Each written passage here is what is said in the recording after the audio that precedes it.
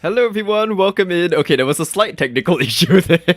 Something was definitely playing when it wasn't supposed to, but it doesn't matter, it's fine. Welcome in to Rai, Azzy, Sam, thank you so much for being here. And to anyone else who is lurking as well, welcome in. And for those of you who have been here before, welcome back to Montai! It's working again! Oh my gosh. Okay, so for those of you who are new and have never seen this series, we started this specific city, Skylines City, at the start of the year after my trip to Taiwan. And we were having so much fun with it, and because it's a modded city, after a while all the mods stopped working. So we had a bit of a lull period with it where it just constantly was crashing and yes, basically like that. Thank you, Sam, for the illustration. Yeah, where the game just was not gonna load the city. So I thought it was a lost cause. I kind of gave up on it. My computer gave up on me. And then now that we've reset it, it seems to be running again. So fingers crossed we'll make it through a stream, actually, like, without crashing. Although I watched someone City Skylines 2 stream recently and they had like a crash counter on their stream. So maybe we'll do that. But yes, oh my gosh, I'm so excited to be back playing this, especially with the last few streams that we've done with Vanilla where we had a chance to actually play the game normally. It was so lovely to actually introduce everyone to how you would actually play the game without mods. Because we had Granny who picked up the game because of this. Azzy also started picking up the game. Rai gave it a go, so it was so cool to have that. And so now we've got the option for both. It's like whenever I feel bored with Vanilla, we can come into here. And then when it starts crashing or gets a bit too much, we can go back to Vanilla. So we get the best of both worlds, and I'm excited for that. But yes, so with Montai, the idea is that it is inspired by my travel to Taiwan. And as such, the map is actually a mix of lots of different isles, lots of mountainous areas, and the building styles are supposed to be more like Taiwan, but I'm not saying that this is a replica of like the place itself. It's more what I feel inspired me during my visit and like things that I would want to include in a city, blended with how I would usually build. So that's sort of the premise of Montai City. In the last few streams, when we were last doing the series, we did work on this neighborhood called Cubby Cliff, named after... I still don't know why we ended up calling this site Cubby Cliff, but do we see this bear-shaped looking thing? This is supposed to be the bear cub. And for some reason, instead of building it here, we have decided to build Cubby Cliff here. So, but it's been good. We have, like, our first few neighborhoods. It's all very kind of pedestrian focused, but at the same time, vehicle heavy. I don't know how to explain it, but Taiwan has this very interesting balance of being both train friendly and like pedestrian friendly, but also really dependent on cars. So that's sort of the vibe that we're going here. So you can see there's a mix of like small roads here. In fact, one of my favorite views till now is this view. Like, it's really lovely to see all the trees and just the walkable spaces, like the different terrains as well. And then you've got areas that are really definitely meant for cars, which if you were here the last time we did that no commentary stream, unfortunately, the noodles survived. So I opened this save and saw the noodles and I was like, what were we thinking the last time? It was definitely me building on a fever dream, because what is this? Like, how many lanes are there? How many different ways are there to go from one place to another? And then who thought it was a good idea to create two different interchanges right next to each other and then have to connect the two together? And we're not done. It's not just two. There's another one here. So I'm like, interesting. Although I feel like, given Taiwan's road situation, it's actually quite accurate. So we will live with that for now. But yeah, so that's sort of where we are at so far. I just want to make sure and see that our city is functioning from the last time we were here, because I don't know if anything broke. Like, when I first logged in, all of my roads were kind of in a mess. They decided to change my roads into like 10-lane roads, which I know we're going for car heavy, but not that car heavy. So I was locked in. I know, but still, if I was that locked in, how was I not aware of what was happening here? Okay, wait. So, few things when it comes to modded cities that we need to be aware of. is whenever there are updates and stuff, it tends to break a few things specifically. First is the roads. So our roads are functioning, so that's fine. If you are using Road Builder specifically, sometimes the electricity gets kind of messed up. I decided to add on a mod that means that I don't have to think about whether buildings have electricity. But I did find that when I first logged in, my buildings weren't linking up to like the grid, which is kind of weird. I think it also gets rid of the water, if I'm not mistaken. Look at that. Output 49,000 meter cube. That's a bit too much, but it's okay. We'll work with it. Our public transport at the moment seems to still be working as well. We only have a bus line, given that it's a modded city, it takes longer to get things done, and so far we've only done this neighborhood. Oh, actually, wait, no. We do have a functioning rail line here that we were setting up previously. So we've got the rail, like the regional rail that's supposed to be an express service across the aisle. And I'll get to, you may notice some things that have been added here. I'll get to some new discoveries in the land of mods since the last time we played this. And let's see, if the roads are functioning. Oh, also, you may hear that the music's a bit different. I'm trying a different radio station today. I feel like the usual two that we do is a bit too relaxed. So let's try something. In this case, today is The Vibe. So let's see if it is The Vibe for us today. Okay, so our map seems to be generally not broken, which I am relieved by. Oh, I didn't even load any of my... Okay, so if you are noticing as well these colored squares and stuff, need to just catch up on everything that we've done previously for those of you who are new here. These colored squares actually represent the planned areas where we're going to have metro stations. I didn't load up my... Do I have it? No, it's not loaded up.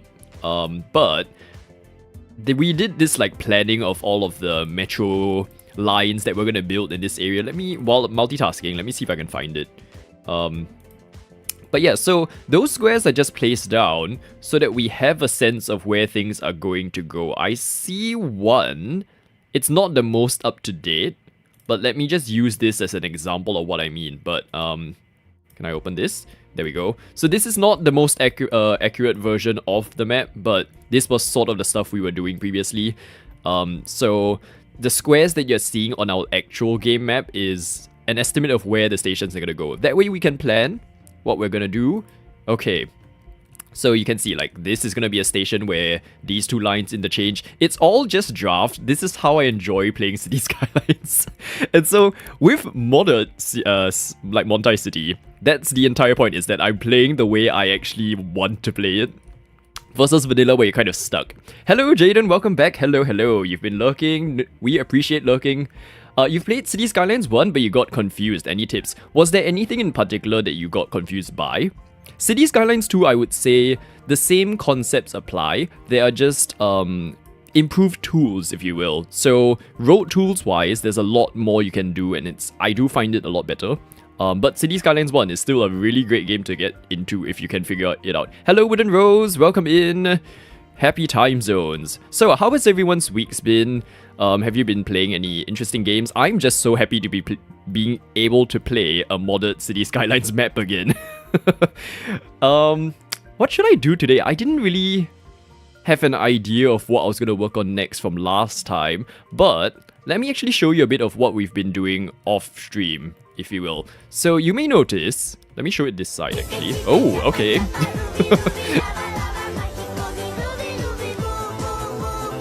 Thank you, Sam. Did you have a timer on? Because that was very specifically... Oh, actually, no, that was 10 minutes. I thought you had it completely on for 5 minutes. Thank you. Okay, but you may notice this is our rail station that we placed previously, right? And I have found in the land of mods these fancy new... So it's almost like Planet Zoo. You know how we could place down random cubes to make stuff? I just need to find it. Hold up. So, okay, yeah, here we go. Do we see all of these? So I came across this on someone's stream. I'm really sorry, I can't remember the name. If I remember it, I'll place it like next time we stream this or something. But they mentioned that there is this specific Discord server that has like downloads for these modular stuff. So all of these cube things are stuff you can actually use with it. And if I go into, where is it? The larger ones. See, these slabs, right? So there are all of these slabs you can use for stuff, which is quite cool. But not only that, I discovered that there is actually a way to transform stuff, which I didn't know the last time. It was already in the game, I just didn't notice it, right? So you can actually do... So if I do like step this one, you can do this to like move it up, down, left, right.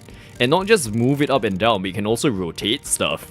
So this to me is a revelation in City Skylines building because there's so many things we can do with these basic blocks. Oh, and not just that, some of them, in fact, let's do it here, some of them allow you to color things. So these ones are like a variation of it, and you can change the color to like anything you want. And the moment I came across this, I was like, oh my gosh, this is gonna be fun to try and use. Because it means we can now do custom like buildings and structures and facades. So that's what I'm thinking we might try today. Also, thank you, Vi, for sharing the vanilla playlist. Okay, so context, right? For anyone who is new to City Skylines or wants to learn about it, I wouldn't say that this stream is accurate to the vanilla gameplay experience. In fact, it's pretty far away from it. So don't see this and be like, oh no, I can't play this game. Like, refer to the vanilla playlist and see that, and it's a lot more approachable. So also just in response to Jaden, just more overwhelmed and didn't know what to do next. Okay, usually with City Skylines, it helps to use the demand. So okay, it's a bit different in City Skylines 2, but in City Skylines 1, there is the green, blue, yellow bars, right, or something. I think purple? Not sure. But that gives you a sense of like what your city needs, and from there you can actually build to kind of alleviate demand. You don't have to get rid of demand entirely, but it's a good direction to set. And it really depends what you're looking to do, because it's an open-ended game for sure. So you would need to go into it with an idea of what you would like to try. Like, do you want to try exploring city layouts? Do you want to focus on the management side of things, where it's like, can I balance unemployment versus like available jobs? There are lots of different options, and I don't know, like, what do you usually find interesting in a game, Jaden? Because from there, we might be able to help you find a way to to have an objective in the game. Hello, AJ! Did you get a computer to work in the freezer? Thankfully, yes. And I got my game to work as well. So that's fun. Okay, but yes, so let's, for a start, give this whole modular block thing a go. Once again, disclaimer, what we're about to do is completely modded. Like, you don't have to do this in vanilla. Oh, I didn't... Okay, hold up. Let me... So I tried to revive my very, very old iPad to sketch something recently. Should have prepared this before stream. Let me transfer this, so that we have a sense of what I'm trying to do with this station. But the idea is, I don't really like the design of the standard elevated train station. It looks very blah. And now with these modular blocks, what I'm hoping we can do is actually hide the main station underneath structures, so that it still functions in game, but we can create a design that makes it more appealing and fitting to the city vibes that we're going for. Okay, so I downloaded it. Just give me a second, everyone. I do this and save this. Okay, and then bring up the images again, because why not? Okay, here we go. This is my very draft sketch of what I have in mind. So we see this train, like the station. And let me zoom this in. This was sort of what I was sketching as to what I want to try with this place if I do it this way. I'm fully aware that I probably did too many white lines, because I'm gonna have to do that one by one. But the general structure idea is there. I kind of want to cover it with these blocks to make like a larger structure that then connects to a pedestrian area here. So that's sort of what it's trying to represent. Hello, Aunt Captain. Welcome in. Good evening. How are we doing? Have we all recovered from the Dinkathon? I feel like... I was surprised how quickly Rai recovered from it, honestly. And then did like 2 streams back to back. Oh my gosh. Okay. But yeah. So, with that, let's try and give this a go. So I already have given like a quick test of the blocks and stuff, I do find that the placement of multiple objects in this game versus Planet Zoo is a bit confusing, because you need to like eyedropper it, place it down, and you place random ones down. Oh no, Jaden's terrified. You just generally like progression in a way that you're over-prepared. You have seen an edited video of City Skylines 1 badly played. Oh, as in doing silly things. Yeah, that's one direction of playing City Skylines as well. I think progression-wise, there are... I can't remember if City Skylines 1 had it. If I'm not mistaken, there was a mode in City Skylines where it's like campaign mode or something, where they give you a map and then there's objectives of like, the traffic's in a mess, you need to achieve this thing. I don't know if that's officially a thing. I feel like I've played something like that before. And if it is a thing, that might be a good start for progression. If not, I tend to lean into like looking at all the stats of your city and then deciding which stats do you want to focus on. Like, it could be get everyone to university education, it could be have the highest amount of public transport use, cause the worst jams. I don't know, the possibilities are endless. Okay, but yeah, so eyedropper of a copied, like an existing item, and then with this transform, sorry, this is gonna be very complicated to anyone because even I'm trying to figure this out, but the mod comes with a transform tool that has like the positions and the rotations all done. You can then copy that data onto a new object. So if I paste this here, you see how it goes to that position. Then from there, I can... wait, let's do enable local axes. Okay, the good thing is you can actually increase the steps, so it does move faster, but then you can do this and move it. Which I think is an interesting concept. It's not as intuitive as Planet Zoo, definitely. But it's a start, and at least it means we get to do stuff like this. So, okay, this way. There.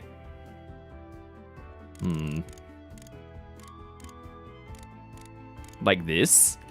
I hope it's aligned, I'm not sure. Oh, actually, wait, no, I don't have to be, like, all confused and stuff. Because the step is 299. What's this? Global. 346.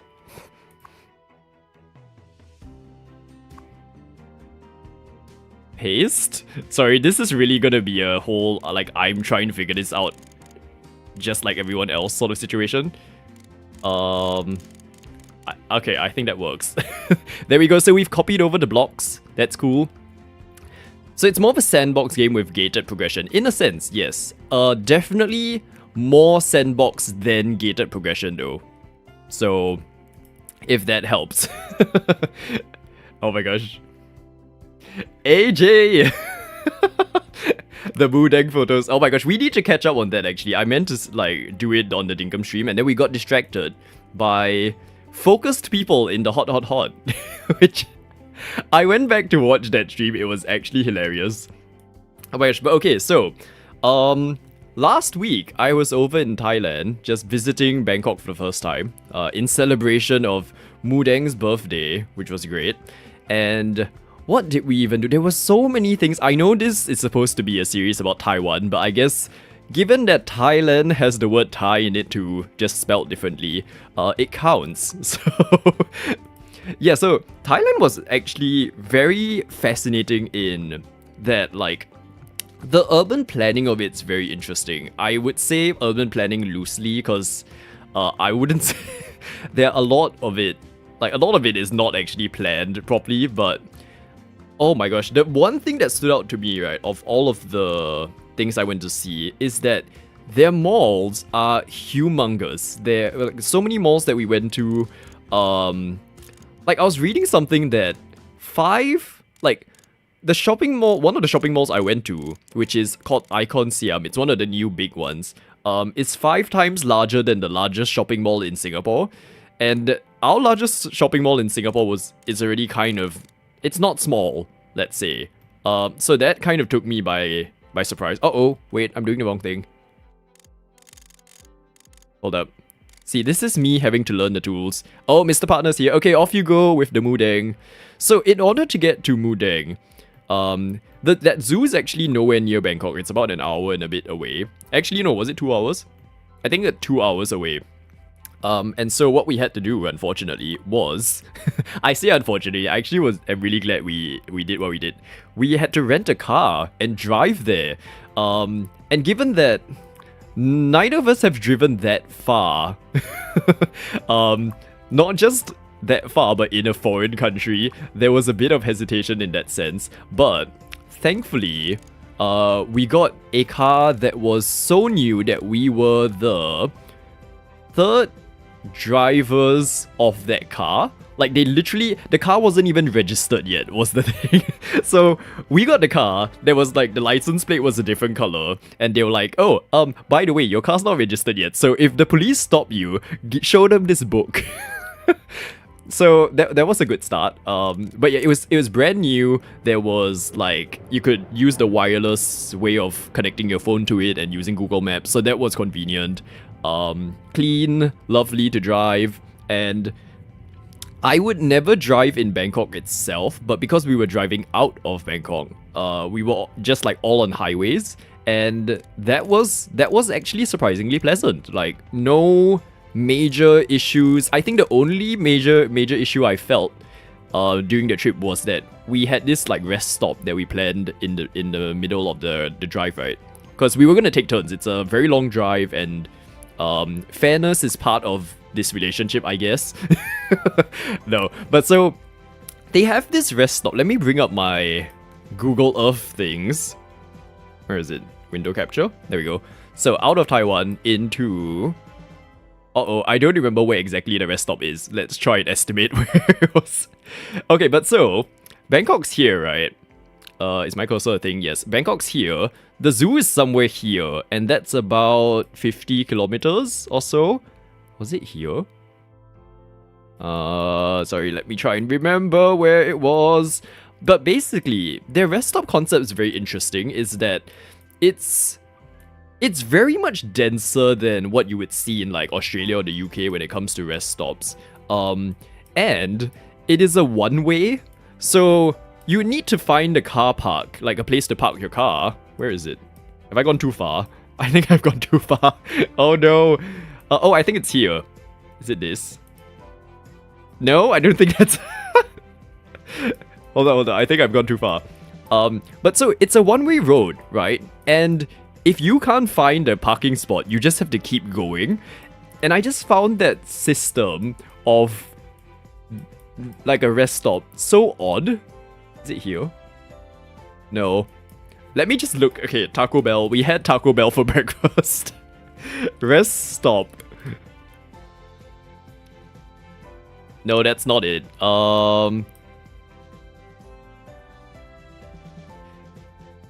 Let me see.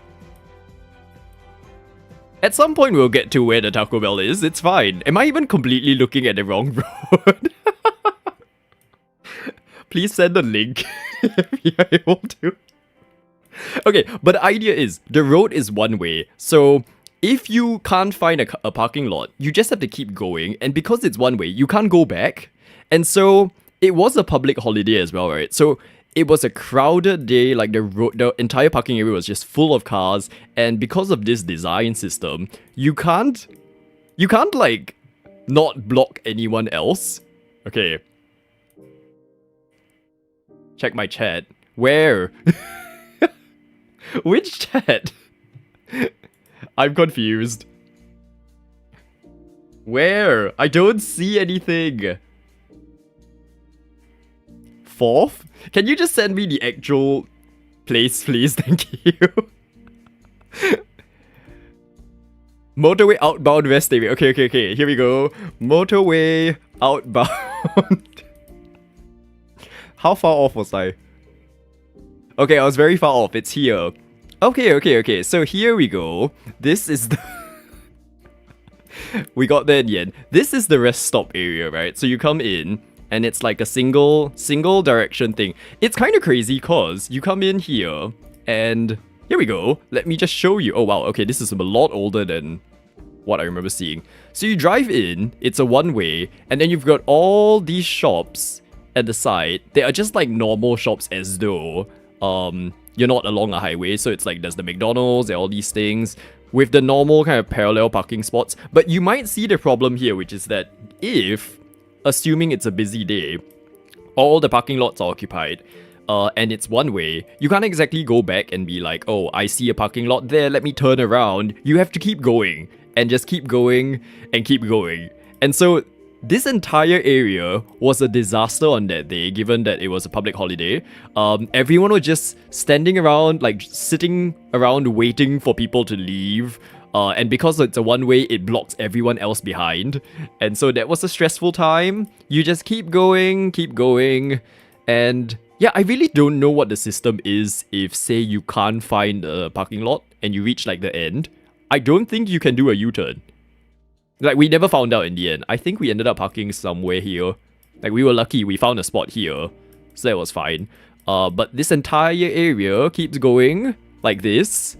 This is a rest stop, by the way. This isn't actually some random town. It's like just a place for, okay, here we go, Taco Bell. We don't have Taco Bell in Singapore, so we definitely wanted to try it. I quite enjoyed it. Okay, and then you just reach this bit. Yeah, I don't see a U-turn.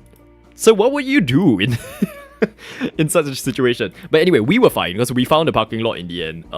But that was probably the more stressful part of this adventure, if you will.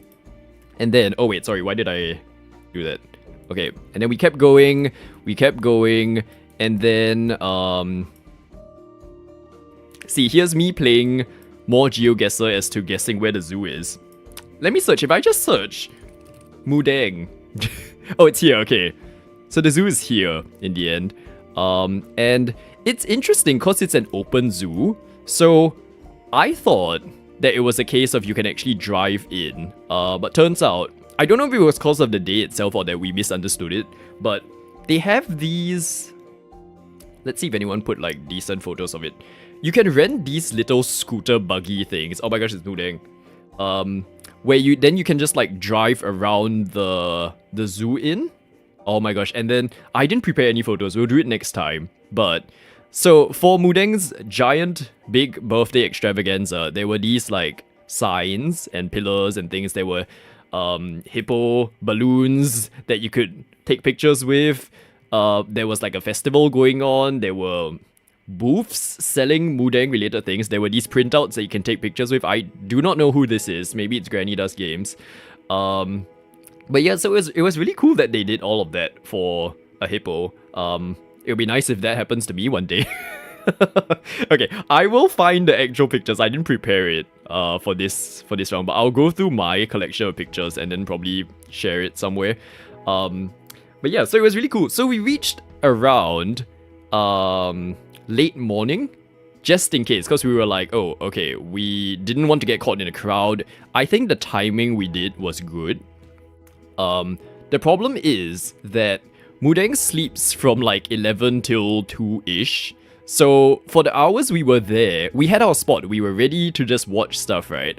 Mudang were just sleeping in the water. So this is Mudang's enclosure. Let's switch up the sound. Look at it actually being awake. Meanwhile, when we were there, it was just sleeping in here, just doing nothing for 3 hours. You could barely see it. And so we said we had a spot, we were ready. We got to know like some journalists who were also just prepped and ready to take pictures of Mudang, because that's their job, you know. But as like we were waiting and we were hoping that the lunch was gonna be ready, the crowd started coming in, and you know, with the crowds, they had to enforce the whole, okay, you can only be here for 5 minutes and then we'll have to move you along. So they started enforcing that system, and at first, we thought we could just blend it in with the journalists to be like, because I had my camera, so I was just like, okay, yeah, so we'll just hang around this journalist. She's been really nice to us. She was talking to us about like the stuff she does. Apparently, she's a freelancer for like one of those stock images companies, which was a thing. I didn't even know that was actually a thing. Her photos are very lovely, by the way. And so she was perfectly happy to have us hang around. So we were just like, okay, just stay with me, we'll be fine. And we were just like socializing, learning about the stuff she does. And then unfortunately, a different photographer came by and I was like, maybe if you guys don't mind, do you want to go another round and just join the queue again, just to be fair to everyone else? And when that happened, we were just like, okay, well, bye. We'll see you. And so we lost our perfect spot to see Mudeng in. And in the end, we had to watch it from afar when it actually woke up and started eating lunch. So what a shame. Maybe I should have flexed my photography skills a bit more. Maybe I should have ripped out the long lens. Maybe that would have allowed me to blend in. Probably fainted from being starstruck. I don't know about that. I think it's more like Mudeng saw me there and was like, nah, I can't be bothered. They traveled 2 hours by plane, another 2 hours by car, driven in another country for the first time to get to me, and as a reward, I shall sleep. There we go. Look at you sleeping. Literally, this was what was happening the entire time I was there. So. Yeah, but thank you, Jaden. Yes, Yoshi approves. But in the end, Mudeng was awake. We did get to see it not in the water. It nommed some lunch that was prepared. Oh my gosh. They spent... Okay, we were there for like 1.5 hours standing in our prime spot, right? And there was staff just preparing this salad cake for Mudeng. Oh, I don't know whether they... Okay, hold on. Let me close this window first. Let me find it. They were preparing this salad cake for Mudeng, and they were doing it for like an hour. I don't know what they were doing, because it was literally just salad, like vegetables. Here we go. Where is it? Okay, I don't think that's not Mudeng. That's the mom. Okay, yeah, there we go. Look at Mudeng just sleeping. Yeah, so this was what they prepared for the hour. And oh, am I there? Am I there? No, because they kicked me out. But so, they were just spending an hour. Oh my gosh, I didn't see any of those mascots. Yeah, this thing. So, because of their delayed lunch, we couldn't get to see Mudeng properly. So we were somewhere... Hold up. Oh, I can't go back. Let me see, can I go back? I can't. Okay. Did they just say it featured a lecture on Mudeng's cheekiness? Oh my gosh. What, there's a capybara? Yes, Gigi, hello! We actually walked by the capybara, like, enclosure on the way back, and they do the thing. They do just sit underwater nomming. I saw it happen in real life. That was fascinating. Yep, just keep nomming Mudeng. Yep, didn't get to see any of this. Oh dear. But yeah, overall, I still think it was worth it, like, to have done all of that. It was a really lovely experience. I loved the road trip aspect of it as well. Because I was really worried about driving overseas, having not done it before, you know. And so to have done that and have it be something that went seamlessly and smoothly, at least gives me like some comfort in being able to do it again. Oh my gosh, elephant. Elephant. Where was this? Oh my gosh. Okay. Sorry, I know we're here for City Skylines, but we're just gonna keep running through the trip, since we are already on that thing. Also, they had this thing in the zoo, and I'm 99% sure that they don't actually have a partnership with DreamWorks, so we will not say anything about that. Okay, but shall I show you that mall that I was referring to, that is 5 times the size of our largest mall here? Oh my gosh, Noodle Mudeng. Where is Icon Siam? Here we go. So, this was one of the malls we went to. Latest? It's relatively new. I don't feel like this gives a sense of the scale of the inside, but when you were there, it's like, oh my goodness, it was huge. We didn't go to this part of the mall. But there is this basement area. Oh, I really hope there's photos of it. The basement area is ridiculous, because you go down this escalator. Oh yeah, okay, so this is like the entrance area when you see it. Okay, oh, okay. Wrong one, let's use the window capture. Oh yes, okay, yes. So, Mr. Partner has things to share. Specifically merchandise. How do I do this effectively? So, as part of the stuff that we got, Here we go. This one. So, we got sticker sheets, we got stickers, and we got a mudeng made of resin, actually. So that... Oh, I can't show my mouse. But basically, those were the things we got while we were at the zoo. So that was lovely. And our actual mudeng plushie got to visit as well. I don't have a picture of that, but that's okay. We shall not embarrass ourselves by showing it. Oh my gosh, okay, so this is the basement area of that mall. And it's crazy because it's an entire like floating market concept. It really is themed this way. The ceilings were so high. And they have like different zones that represent different parts of Thailand. So there's like Central Thailand, North Thailand, South Thailand, and like just all sorts of different like clothing stores and stuff. And they had this one store that was like make your own magnets. And so they would use polymer clay and stuff. Right, just for clarity, it's like the same thing you use to make that pig thing. But so they use polymer clay to make all sorts of miniature food items. So they were like coconuts, fruits, soft drink, and you just pick and choose what you want. They also have like the bowls that you could choose from. You put all of it together, and then they will help you glue it into place. And that's like the magnet that you get to use as the like your little souvenir. And that was really cool. We had coconut, like we basically made a magnet based on all of the food memories that we had on our trip. So coconut, yes, thank you. Coconut, watermelon, apple. Let me just get it. Save as this thing. Which I actually am quite liking this playlist today. I thought it would be very upbeat. Okay, here we go. This is our magnet. So we have mango, because Thai mangoes are a thing. We have egg. We have... I can't actually remember what the egg is for. Apple. Strawberry. What was the one in the underneath the strawberry? I can't see it. Hot dog. Ice cream, coconut. I can't remember what the other things are. Okay, but strawberry is because their IKEA there, like the Swedish furniture store, has very interesting ice cream and sorbet combinations. So I had like watermelon strawberry sorbet or something, and that was really good. But yeah, and it was all done on this rattan basket thing. So that was lovely.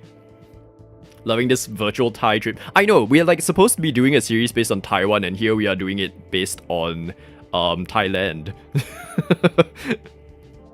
Taco, thank you. And the egg for... Oh, okay. So for those of any of you who are going to go to Thailand, for context, like I don't have very high spice tolerance, and Thailand's known for having very high spice tolerance, right? So when I went, my default was just I'm gonna get no spicy because I don't want to risk anything. But Mr. Partner has spice in his life, and so he was like, okay, I will try some spice. So the first thing we ate when we reached was this Thai basil, like rice with fried egg, that sort of thing, and you can choose the heat level, right? So like 0 to 5. I chose 0 because I'm realistic in that way. But he was like, oh, I eat spice, let's do level 3. And he ate it, started dying, ordered 2 different drinks, and ended up leaving the shop crying at the end of it, being like, oh, it's very spicy. The poor thing, the staff members laughed at him.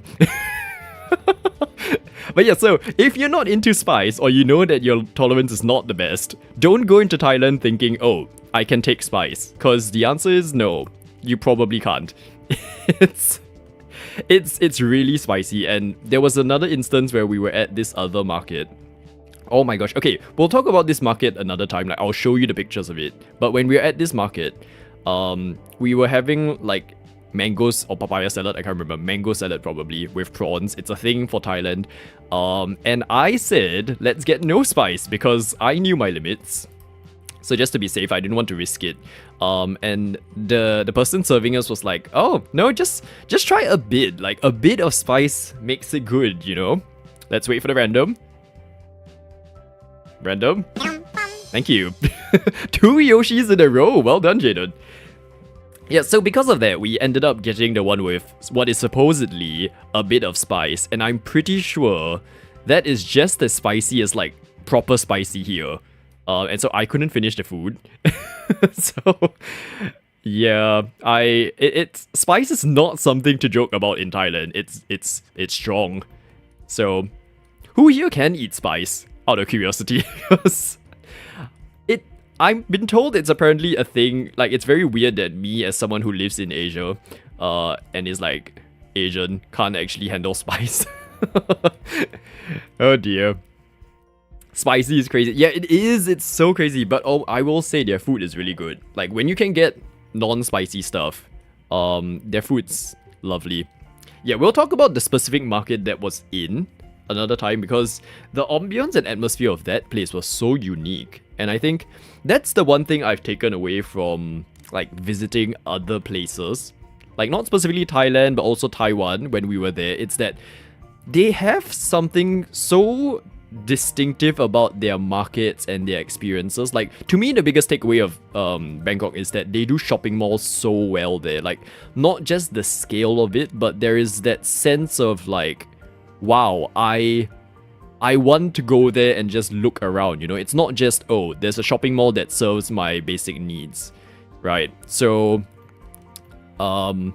yeah, that's my biggest thing. And then for Taiwan, it was really the cultural markets that we did. Hold up, where is it? So when we did this cultural and creative market, right? Where was it here?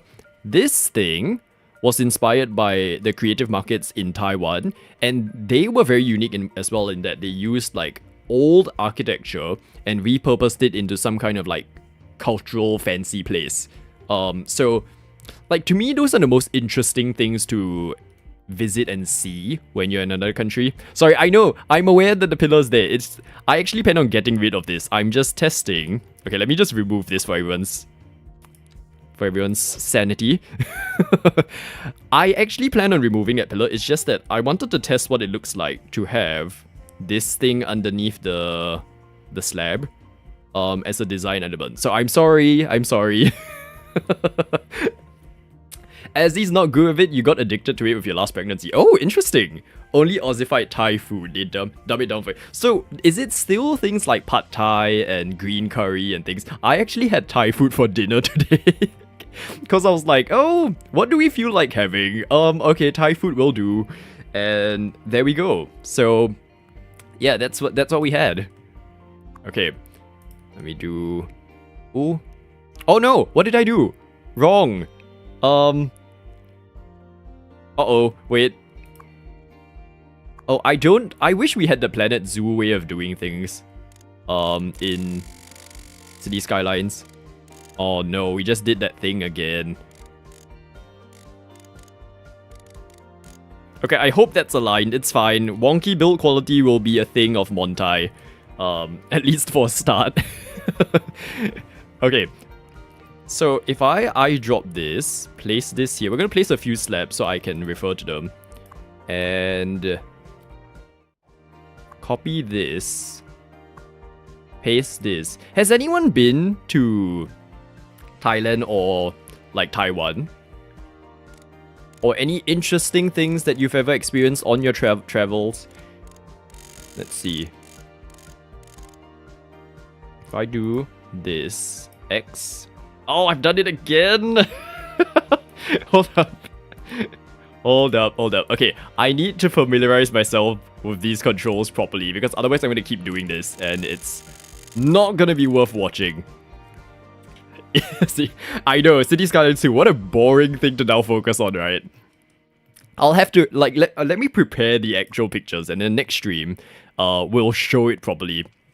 In fact, we should do it... When was the last time I did Planet Zoo stream? We'll do it on our Planet Zoo stream, because that would make sense, right? So, we'll show all of the animal pictures that we had. It wasn't much, because once again, Mudeng was being Mudeng and dramatically sassy in not wanting any of us to see her. So, okay, if I can then bring back... Sorry, now that we're not showing things anymore, I'm going to bring back this picture. So, okay. Looking at this now, I like this playlist actually. It has that kind of... It's upbeat, but still quite chill. Like, I don't know how to explain it. I like it. So... Okay. This is gonna be so annoying to do.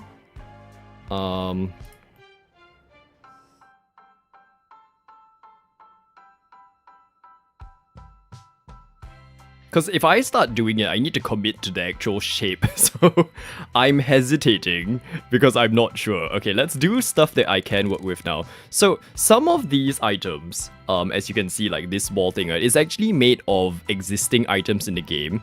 Because right now, the game doesn't officially have very good asset importing support yet. It's one of the big things that people are unhappy about with this game is that mods are not really properly implemented yet, despite being how long has it been? Almost 2 years since the game came out. So people are not happy with that. But you know, it's fine. You've been to Thailand, but it was when you were very small. Oh, interesting. I've been to Perth, but that was when I was very small, so I don't remember any of it. Let's see. Let me maybe work from this side first. So that I can... It's gonna be very annoying. I really wish... Because if you've seen the Planet Zoo system of doing things, like they have that kind of push and pull thing. And let's do this one. It does make it a lot easier to... How does this work?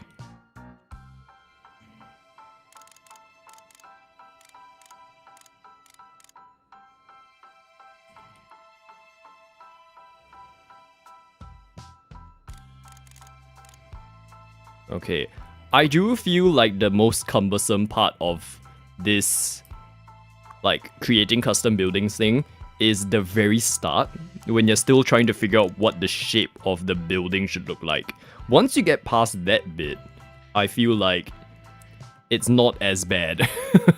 But because right now, we are in that specific bit, strap yourselves in, it's gonna be a clunky one.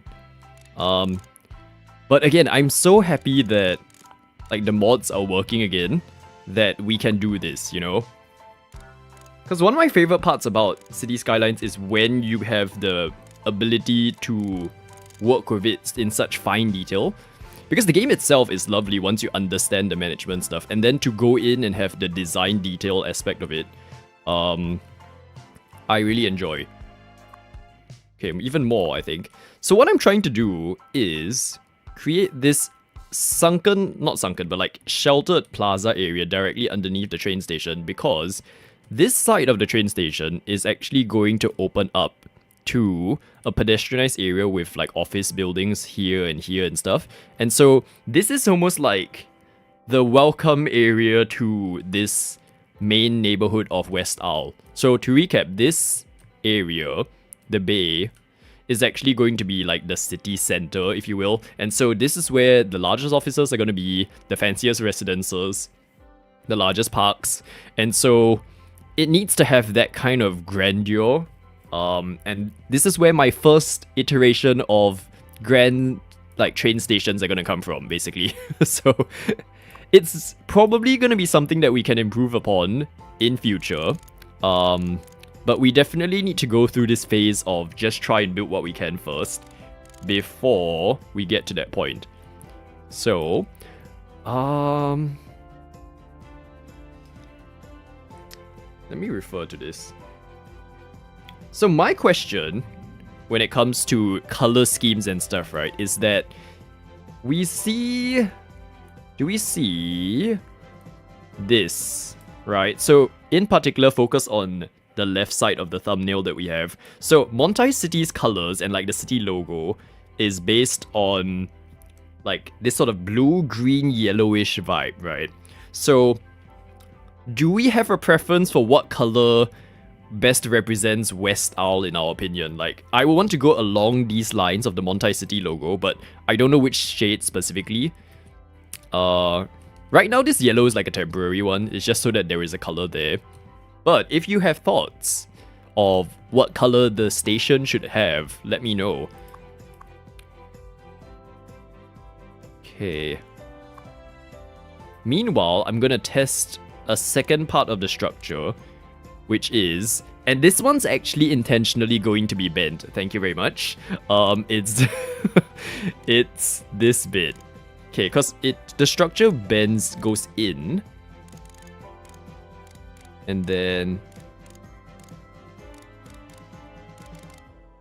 I actually really love that this thing has such granular control. Like once you get to this, okay, I would turn more actually. Raise. And let's do this way. Thumbnail still up? Is the oh yes, it's meant to be up because I would like input on ooh that's loud. Oh my gosh, and the rattling box is I've completely forgotten about rattling box. Yes, the thumbnail is still up because let me know your thoughts about what the colors. Because I don't know what color to make this train station's accent colors. So maybe if I crop it a bit. Can I crop? Crop. I'll crop the side, that doesn't matter. Does it 200? 500? 700. Okay, there we go. That at least cuts off most of it. There we go. I'll put it here. So yes. What do we think in terms of colors? This is so... I feel like when we start doing this as a stream thing again, oh my. How am I gonna make this work? Yeah, when we start doing modded city skylines, it's gonna be long streams again. Like there's no way to make this a fast thing. It's like Planet Zoo, I feel. Oh my gosh, okay. There we go. So, that is one structure. Rai prefers a greeny color. Fake mod, not even paying attention to the stream. AJ actually likes the existing color? Okay. Oh no, Uncaptain! Are you okay? Can you still type in chat? I'm sorry, I apologize for the shocking behavior of the moderators in this chat. It does not reflect or represent this community's morals or ethics. But you're more than welcome to return. Okay. I'm down for 10 seconds. I didn't even notice that. Captain, come back! Oh dear. Okay, I need to copy this one as well. Mod power has gone to hit. I know, it's bad. We might have to consider. Given that as well, although, no, she doesn't have... Because in our vanilla series, we have, mayors. So, Misty has a neighborhood in my vanilla city that she's technically in charge of. Rai actually doesn't have that yet in that city, so she has no power anywhere. Oh no, I messed it up. No! Oh my gosh, it keeps doing this. That's fine. There we go. You never saw you got timed out. Oh, interesting. Yeah, see, I'm not very familiar with the specifics of what the moderation tools look like on YouTube versus Twitch. Because I used to do Twitch, right? And I roughly had a sense of how that works. But here on YouTube, I don't find their controls very intuitive. Like, I like that it's a cleaner interface in terms of less less unnecessary stuff going on in the the chat and stuff. But yeah, the tools, like the raiding functions and all of that, they don't feel as intuitive to me. Okay, there we go. So that's the structure. Oh, actually, then I don't need this bit, do I? Okay, let's leave it first.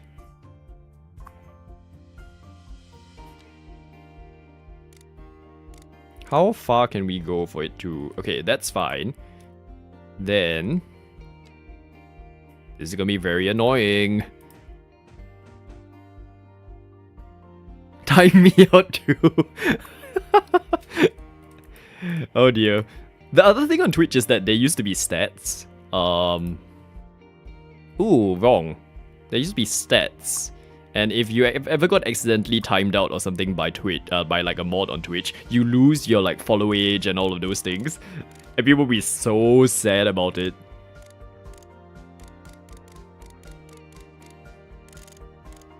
Okay, that looks about right.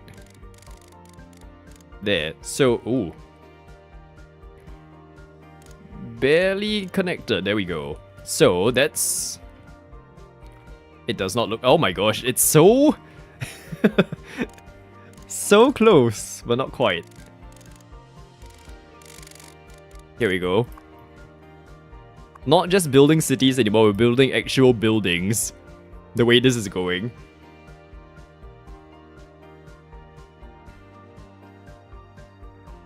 Ooh, that's tricky. It's not actually touching the building. Do we care?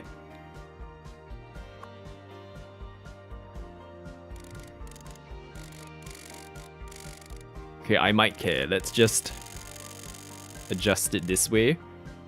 And then copy this. Oh, I've done it again. Oops. Okay. Down.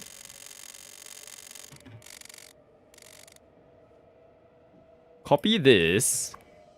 Paste this. Okay, and then we get to fix all of the... So it's really just the case that I need to remember which way round I copy and paste stuff. Once I have that figured out, it's fine. Okay, and then shall we also, for the first time since we've come back, you can see how many save parts I've ended up doing. We have Montai City 6, Part 5, Subpart 17, Subpart Reset 2A. So let's do... What episode is this now? 8? Let's do 8-1. I think we're on 8. If not, it's 7. It's fine. You love that you have these building tools. I love that they are starting to come into City Skylines 2. City Skylines 1 had this mod called Procedural Objects tool. And it was more drag and drop. Like, I'm wondering whether this position thing has a drag and drop tool. Like, it just doesn't feel right that I'm having to use this to do it. Like, you see, they have that thing that shows up when you hover, right? But I don't have a way to drag. So, maybe it's possible? I don't know. Okay, but for now, what I will do...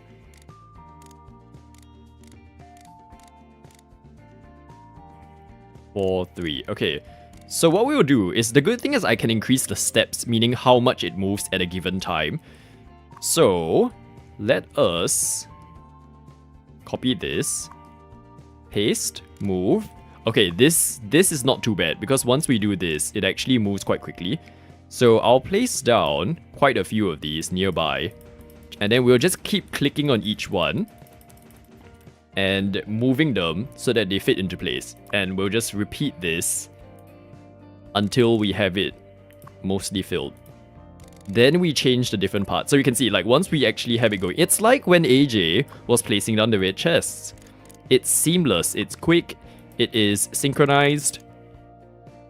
It's a good time. Okay. Oh, okay, if I use the correct one, it will be smooth and synchronized. Paste, move. See, at least you have this. I like this part of the tool, is that when you have something already set, it makes life easier. The one in the middle is crooked. Do we mean this part? Or there's actually something here that's I'm not seeing? Let me know if it's actually not like this thing. This thing is supposed to be bent in. Like, it's part of the design. I might actually... I think I'm gonna get rid of these two. 1, 2. Oh, apparently you have more than just one here. There we go.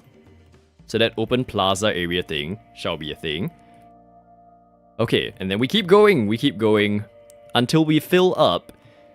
Oh, I need a reference of that picture again. Okay, I'm gonna hide that picture, sorry, we're gonna change it back to the other one. Here we go. Oh, and it's cropped. Hello, Kanashi, welcome in, welcome in. Welcome to a very finicky time with modular tools. Hopefully it's not too boring to see. One is crooked. Which one? I actually don't see it. You know what? It's fine if it is. We'll go with it. It's part of the charm of this building. How about that? Shall we go with that? But I genuinely don't see it. So I'll leave it for a bit. Like, feel free to screenshot it and then like circle which one you mean. Because I don't know which one we're talking about when it comes to wonky.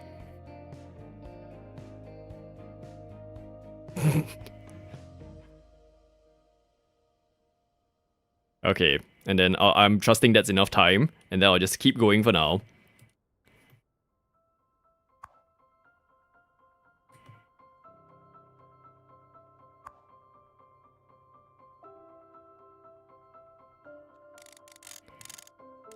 Where does my design... It stops somewhere there. Okay. So we can just keep pasting. That's what we would have said if one was actually cooked. Hold on. I want to try something. Does this work? Oh no, all of it got deleted. Oh no. Oh, it actually deletes everything you've said in this stream. That's tragic. Okay, that's very intense. I hope you're back soon. The question becomes, when you come back, will you still have your mod thing? Because I think in Twitch, if you do that, they lose it or something. Oh no, okay, she's back. Sorry, for those of you watching in the VOD, the moderator here actually was involved, and like she's not that slack, but unfortunately her past conversations have been removed. If you made it to this point in the VOD, she was here participating. Right, where did you go? Down the crooked alley. That's where she was.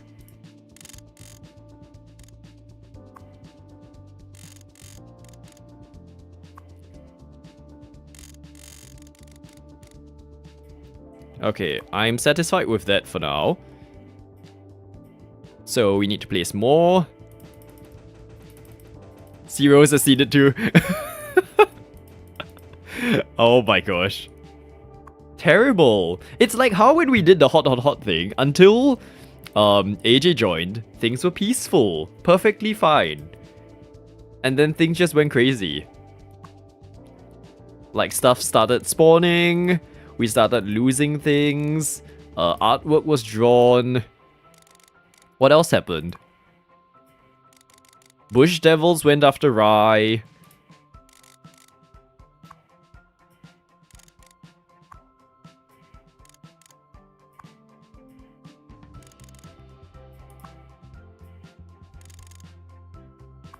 Okay, slander. Only in the Daily Dink are these things claimed. But ultimately, the Daily Dink is in fact factual, accurate information.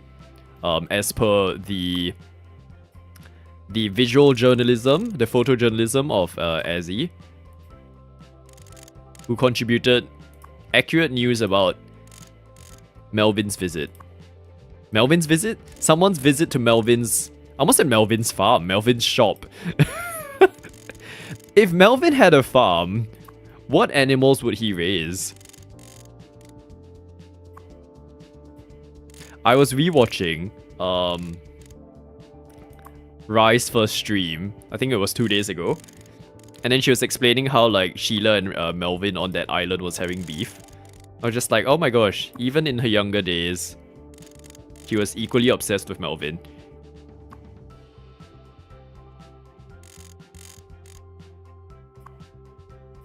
Okay, I'm actually really enjoying this, like seeing the structure come together. It's finicky, I'm not going to lie, but like it's still doing something. Cockroaches, termites, oh my gosh. Hello Granny, welcome in. Oh Granny, see, so on your stream, you were all like, you're waiting for me to start my stream and say all the things you did wrong in your stream. I feel like the main thing you did wrong was that you stopped streaming. Like, why are we not still streaming? Why are we not live 24/7? Why are we not placing enough roundabouts? I think that's the true crime here. But it was so lovely to have you back streaming. After, oh, I don't even remember how long you were going. Like, I mean, you were gone for. on your holiday. Which one was I gonna go for? This one. Okay, copy this.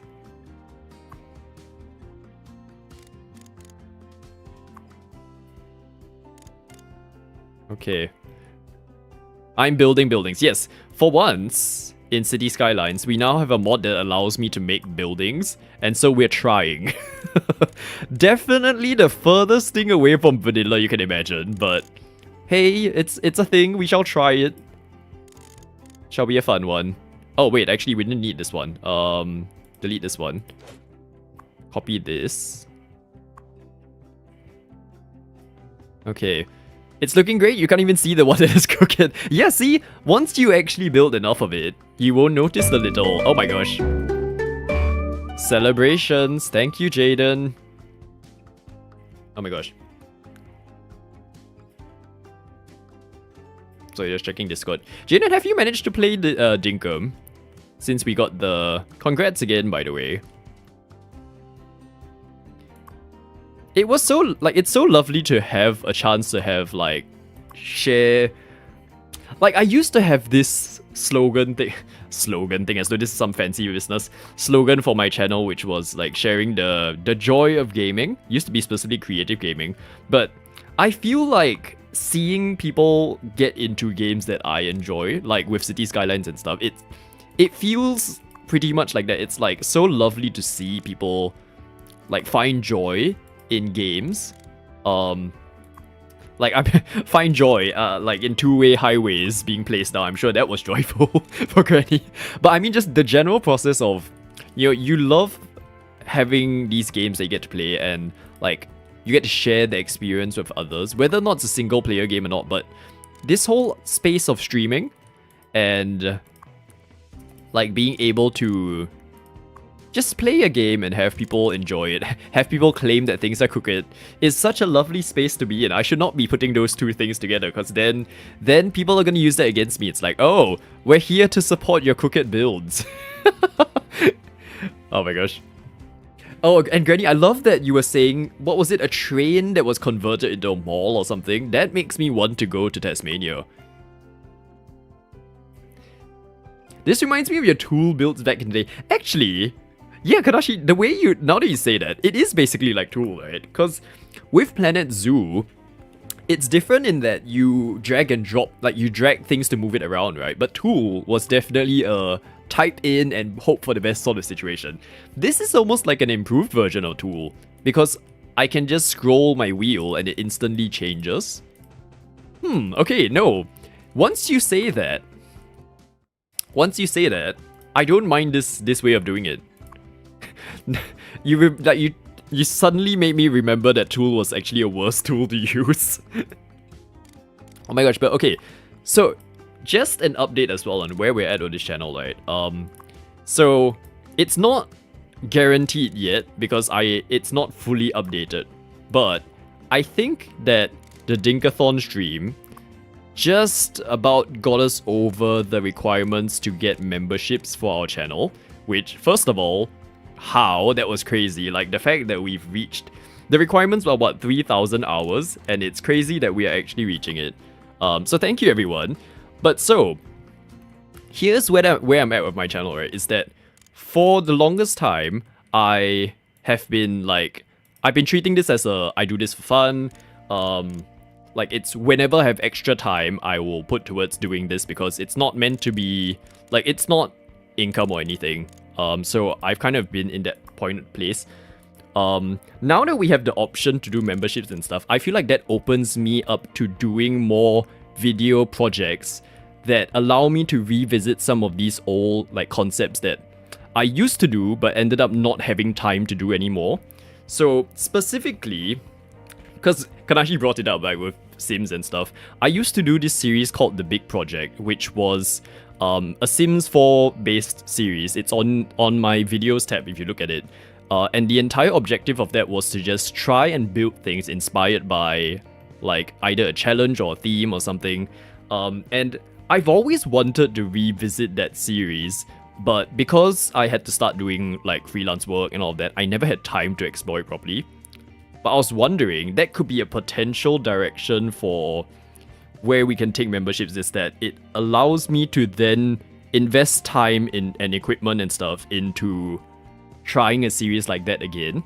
And I see so much potential for it because there were some videos that I was trying to do for that series that I just ended up not having time to do. Like, I was doing this community hub build inspired by an actual community hub in Singapore. I went down to the hub, I filmed stuff, and I just never had the time, or like, I could never justify putting in so much effort to put the video together. And so that build just ended up being abandoned. Although, fun fact, like, for those of you who play Sims 4, that build does not load anymore. Like, I put so many things in that build that it now takes half an hour for the build to load, only for it to just not load at all. So that build's never seeing the light of day, but I was at this community hub thing in Bangkok that was smaller scale, but still had a lot of those elements that made me feel like, wow, I love this place. And like, that's one example of maybe something that I could do with a membership space, is that I can put time and effort towards creating videos like that again. So yeah, I don't know, that would be interesting. Like, if that's potentially a direction for membership content, and we could even do like, you know that new neighborhood I was saying in Singapore that I really love? Like, we could do a video where I just go down, show you, and then have that be like a behind the scenes look as to what inspires me to then make something in a game. So I don't know. Those are just things I'm looking at. You had to prepare a tour to go with City Skylines. You had to compare the best. I love that you had it all ready as well. You're just like, the moment I asked the question of like, oh, so where's your favorite city? Here we go. Google Earth open, Google Maps opened. My pictures are opened. We had it ready to go. I actually really enjoyed that. Okay. But yeah, so that's one direction with like potential membership stuff. The other thing is, I wanted to make my own like merch, and because again, I do my own home decor stuff, right? And I do have the means to make like little keychains and stuff that I hand make myself. So I was thinking another thing we can, oh, whoops, wrong. That's another thing we could potentially do, is like do a make with me sort of series where, this one? Where you can actually see the start to finish process of how a keychain comes together. And it could be like a something for the channel or things, or like, I don't know, it could be kneecap central, something like that. And then you get to like see the process. Because like, those are, like, I'm keeping in mind how I don't want any of this extra content to disrupt what I'm already doing for this channel. Oh, actually, I shouldn't be putting this bit. This bit should be open. Because ultimately, the membership content to me are the bonus things, and I don't want people who aren't members to then feel like, oh, I don't get content because now only members get it. Like, I do want to keep at least existing things going while still having the space to try more interesting behind the scenes content. And certain things like the whole process of making a keychain from scratch, I don't feel fits as like a standard video anyway. So I don't know, I feel like overall it will be fun to like explore all these random extra videos inside the membership. Oh my gosh.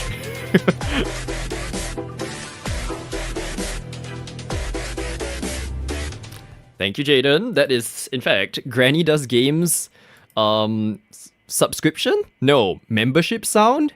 Which, if you're interested in checking out a lovely, creative, chaotic granny, if that command works, there we go. Feel free to check out Granny Does Games. Lovely streamer, plays, likes to date everything, apparently, given her recent track record. Hi Shannon, good morning, welcome in.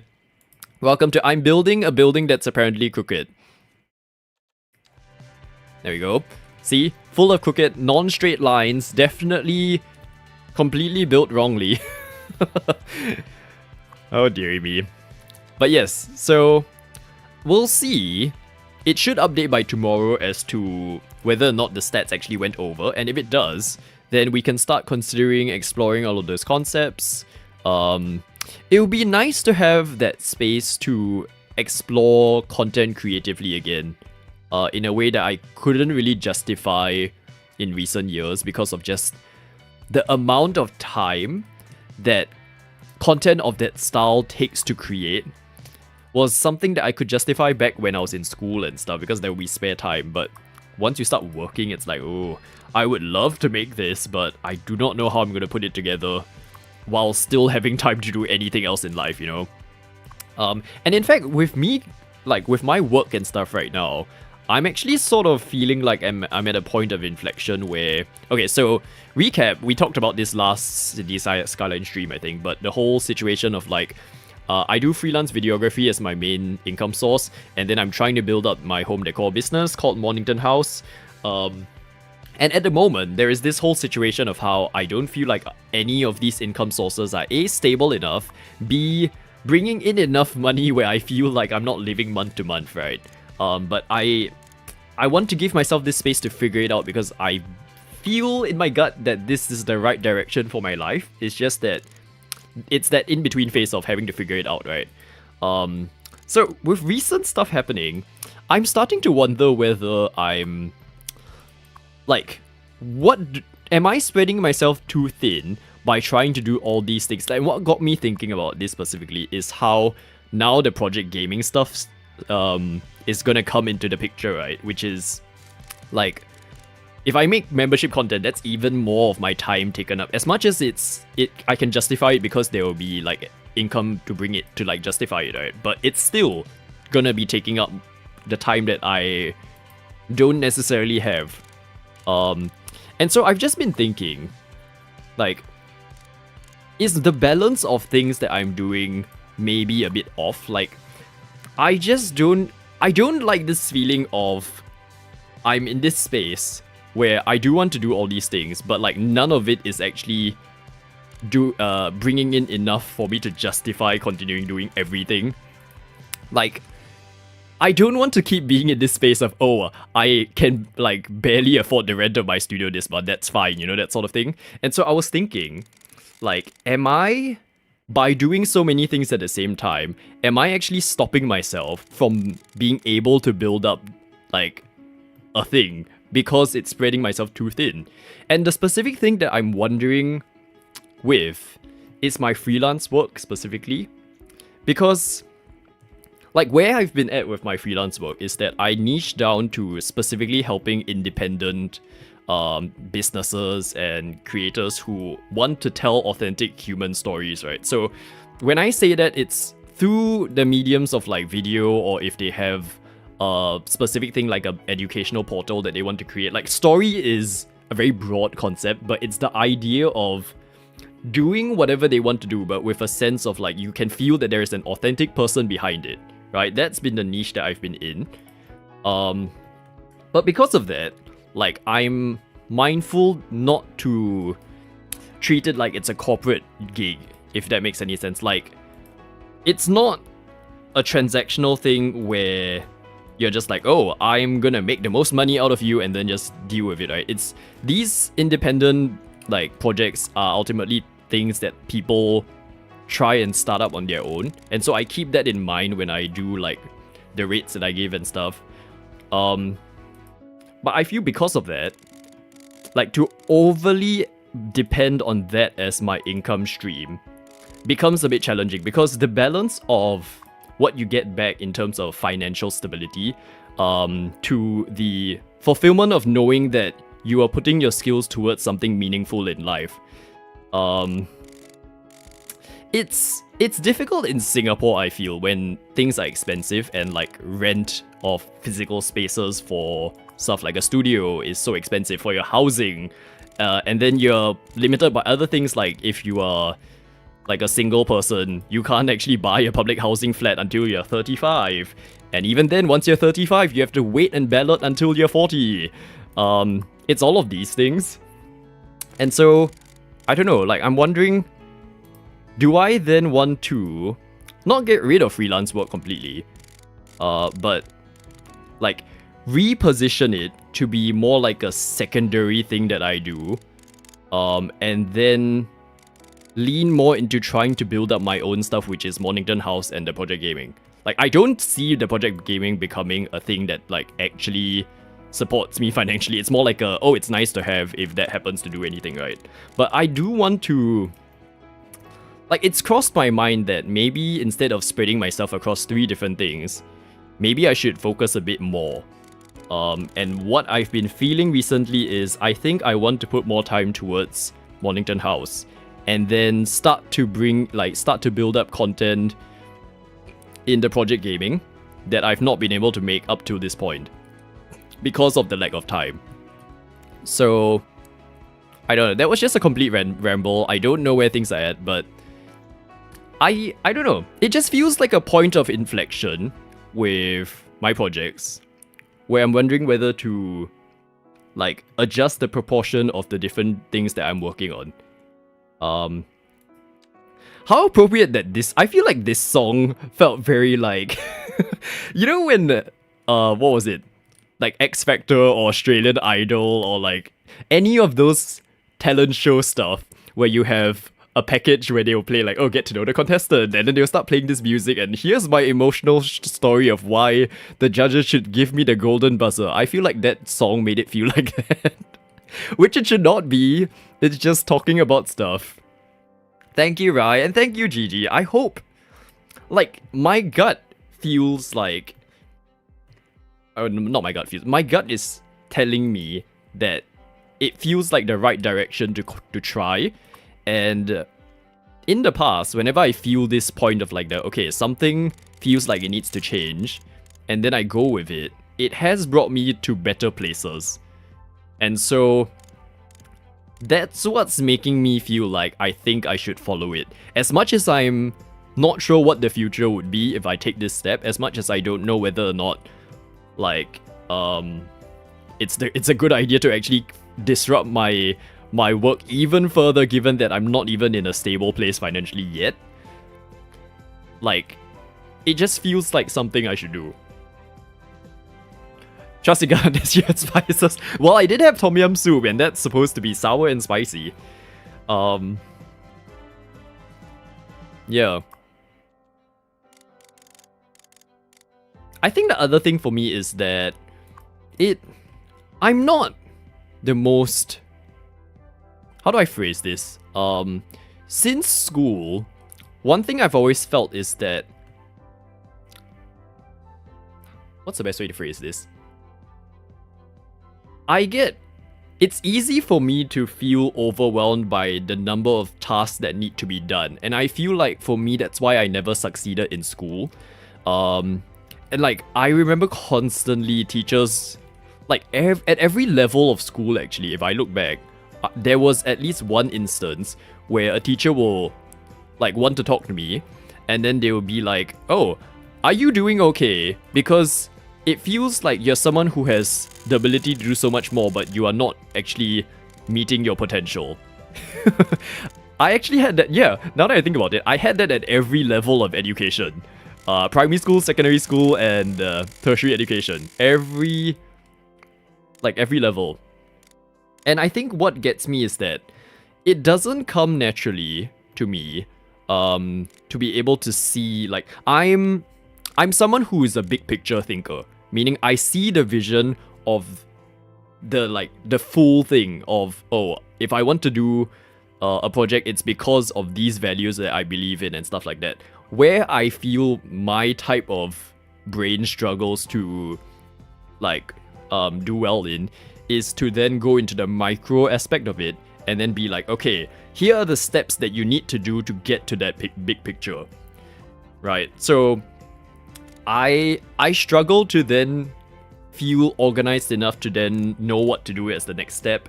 And like systems very rarely stay like in anything I do. So I've never been able to successfully do journaling. I've never done like all my to-do lists after maybe like 3 to 6 months. I'm like, okay, I feel like I need to start again because I don't know what I'm doing anymore.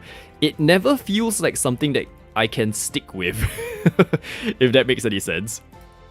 And I wouldn't say that's a flaw or weakness. It's more that's the way my brain works, and I'm still in a work in progress to figure out what's the best system that allows me to work with that rather than against it.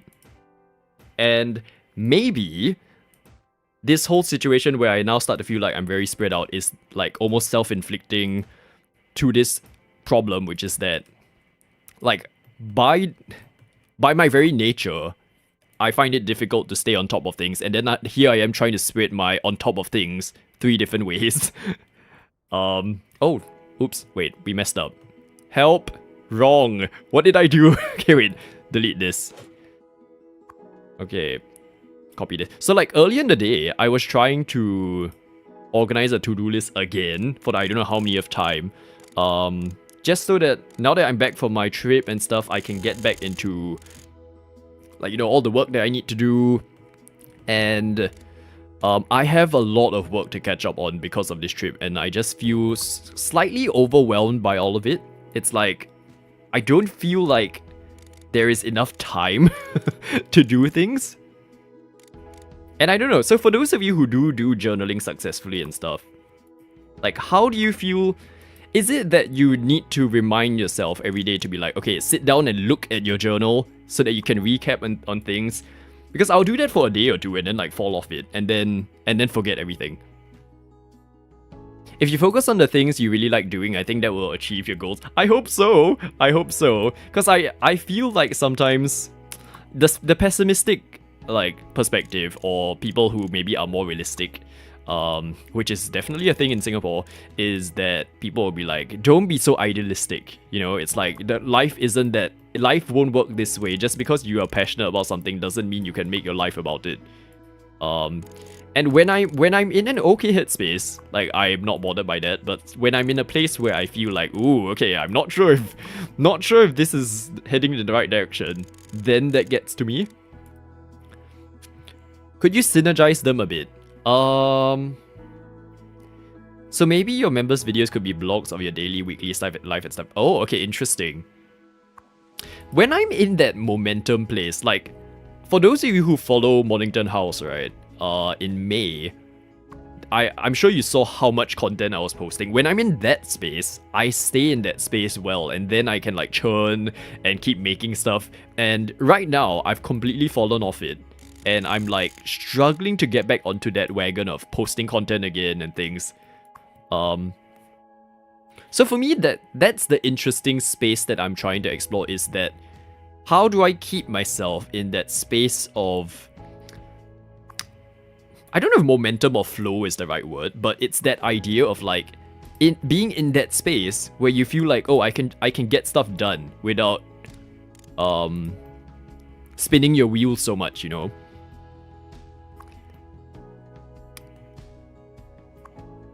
Copy, paste. Oops. I did, at a time, post vlogs for, like, so you know that the channel I used to chat with in people's streams? So not this Project Gaming one, because I don't have YouTube membership, not YouTube membership, YouTube, oh, what's it called? YouTube Premium, there we go. I don't have YouTube Premium on the Project Gaming, and so I use my personal YouTube channel to like chat, and that's why you see that one. Also, just in case, you know, I don't know if people, maybe someone will hate me as I chat, and then they'll be like, oh my gosh, I hate this person, and then they'll see, oh, the Project Gaming, I don't know who he is, let's watch him. It's a safeguard, if you will. No, but yeah, so on that channel, there was a time where I was successfully vlogging and keeping track of like trying to run Mornington House. I did that for maybe 7 videos. Maybe it is a case of, because me talking about this out loud suddenly makes me remember about this book called Atomic Habits. And I love that book actually. I feel like when I first read it, it really helped me shift my perspective on things when it comes to how to build things that stick, like systems and things. And the thing is, really is the whole like treating habits as a system to build and maintain. And the idea of small changes that will allow you to keep on track of things. So maybe it's a case of all the things I'm doing right now is still too big picture, as my brain would default, as my brain would default to. Maybe it's the things I'm trying to do to stay on top of things, like a to-do list and stuff, are just too large scale that I get overwhelmed and then I can't keep up with it and I give up. Maybe that can be applied to journaling, video, vlogs, content, posting things. Maybe if I see them as smaller things, it'll be easier to like keep up with. I don't know. Worth exploring, actually. You have vague memories of this. Yeah, it was around that time. Like, so that was the other time I was having this point of inflection, was that I was trying to juggle starting up Mornington House plus ramping up the project gaming stuff. But that was before any sort of like there wasn't that what's the word for it? You know, versus now where there's like which again I'm so grateful for. Whenever there's people, like when I stream, there's always someone here to at least chat with. There was a point back in the old era of the project gaming where it felt like after a while no one was there. And so to then invest time to be like, oh, okay, I'm gonna ramp up making more videos, it felt like a losing game in the end. Obviously I say this like with full acknowledgement and gratitude for Kanashi and Karina, who were always there. So thank you again for supporting me back then until now. But yeah, so it was like I got overwhelmed by that, I think, and that's what got me burnt out. You've seen this TikTok that you were like, if you do that, then organize it like that, which is about building up organization around your habits and not the other way around. Oh, interesting. Okay, so it's more like meeting your way of working where it's at, rather than being like, okay, this is the well-accepted way of how a to-do list should work, you must follow it, in that sense. I guess that makes sense, because one of the reasons why I wanted to push myself to like stay in freelance and doing my own thing is that I don't like following other people's systems. Like my brain just doesn't work that way. I feel like that's one reason why I don't do well in school, is that I'm forced to conform to other people's ways of working.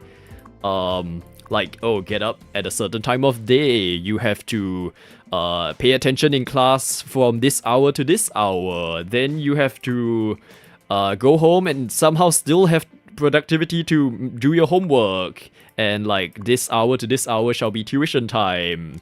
I don't work like that, unfortunately, and I feel like it's a very it can come across as a very privileged thing to say, because it's like, oh, lucky you get to choose that you don't want to work in that space, right? But yeah, I don't know, it is just how I genuinely feel. And so at least before I bankrupt myself, why not give it a go to see if it's possible to not be in that space? Although he's very close to bankruptcy, I will say. There are people, these are not the voices in my head. Oh, there's both voices in your head and people. That's both happening at the same time. Just in case you didn't know that. Oh dear, actually yeah, that might be an interesting thing to consider. Like, one thing that I definitely give myself grace with is I'm very aware of my work style benefiting from last minute work to an extent. So I used to think that me creating all of my stuff in the last minute was like a sign of laziness or like procrastination. And I mean, yes, it is procrastination. But what I also noticed over time, this was in school with like my projects and stuff, I realized that when I tried to do my work before, like too far in advance, I actually end up not producing good work anyway. Like my work becomes so mediocre. And then versus, so I'll leave whatever work I create at the time, right? And then I'll go and do my other things. And then when I come back to it closer to whenever things are due, somehow I always end up with much better work produced. And it got to a point where I realized that rather than just like doing it early and then being mediocre about it and then coming back to it again, like maybe that's just your work style. And I have noticed it has stayed consistently where like I can somehow turn around a project, and I feel like my work is better if I turn around it like closer to the deadline, which comes with its risks. Like, I will fully acknowledge that this is not fun to work with if, say, you're working in a group, and you're not aware that that's how I work. But what I am thankful to say is that whenever I was in a group project in school, I was always able to, like, follow through on these things. So I don't ever feel like there was an instance where I let a group down because of this working style, if that makes any sense. Now I feel like I'm gonna be put on the spot. It's like, oh my gosh, here you are admitting like that you're a last minute worker. Yeah, but no, so this is one example though of like what Rai just said, the whole building up things around how you work rather than trying to force yourself into another way's person of work. I do feel that is one instance where I'm like, I know this is how my body works better. And in my personal context with freelance work, because I work mainly solo, I have the luxury of leaning into that more to produce the work that I feel is like worth everyone's time. It just so happens to be perhaps started later than maybe people are used to. Thanks for the last minute works your way as well. Oh, okay, interesting. And Kanashi as well. Sometimes that's just best. Yeah, obviously, it comes with its risks of like, there is that time pressure, there is that risk of, oh, what if you leave it slightly too late and then you can't get it done? So definitely, it is a part of it. But to me, it's like, everything has its risks. It's like, it's more, if you're aware of it, you know how to work with it rather than against it, then like, that's fine. And as long as your work style doesn't negatively affect other people, I feel there is nothing wrong with it. So I guess that's one example of this sort of work with rather than against at play. Welcome to our City Skylines series where we talk about life and all things, except the game. But okay, while we were doing this whole rant about stuff, we have created a general structure for the station. I actually quite like it. We don't have lettering and stuff, but it is looking lovely, I think. So we just have to keep going. Like, we've got more to rent anyway. Let's now connect this all the way to the other side. And okay, we'll have to get rid of those. But yeah, we keep going. Nothing wrong with that if that's how your brain works. I think it is how my brain works. So we'll try and work with it. Yeah, but so, like, that's where I think I'm at, is that I've made peace with aspects of my brain like that. Like, I know I'm a big picture thinker. I know that I produce better work if it's slightly late and stuff, or like closer to a deadline when there's that pressure. But when it comes to stuff like how do I create a system where I stay on top of things, I haven't figured that part out. So I think that will be the next interesting step to explore. One of the things that Atomic Habits also talks about. Hold on, let me count how many this is. 1, 2, 3, 4, 5, 6, 7, 8, 9, 10, 11. Okay, counting. The project count. Oh dear. No, this is not gonna work. Okay, hold on. 3, 2, 1. Okay. Oh no. Wait. We can fix this. No, that's fine. I'm doing it the wrong way. I need to copy this one. Actually, copy this. You should straighten it before expanding it. I know. Oh my gosh.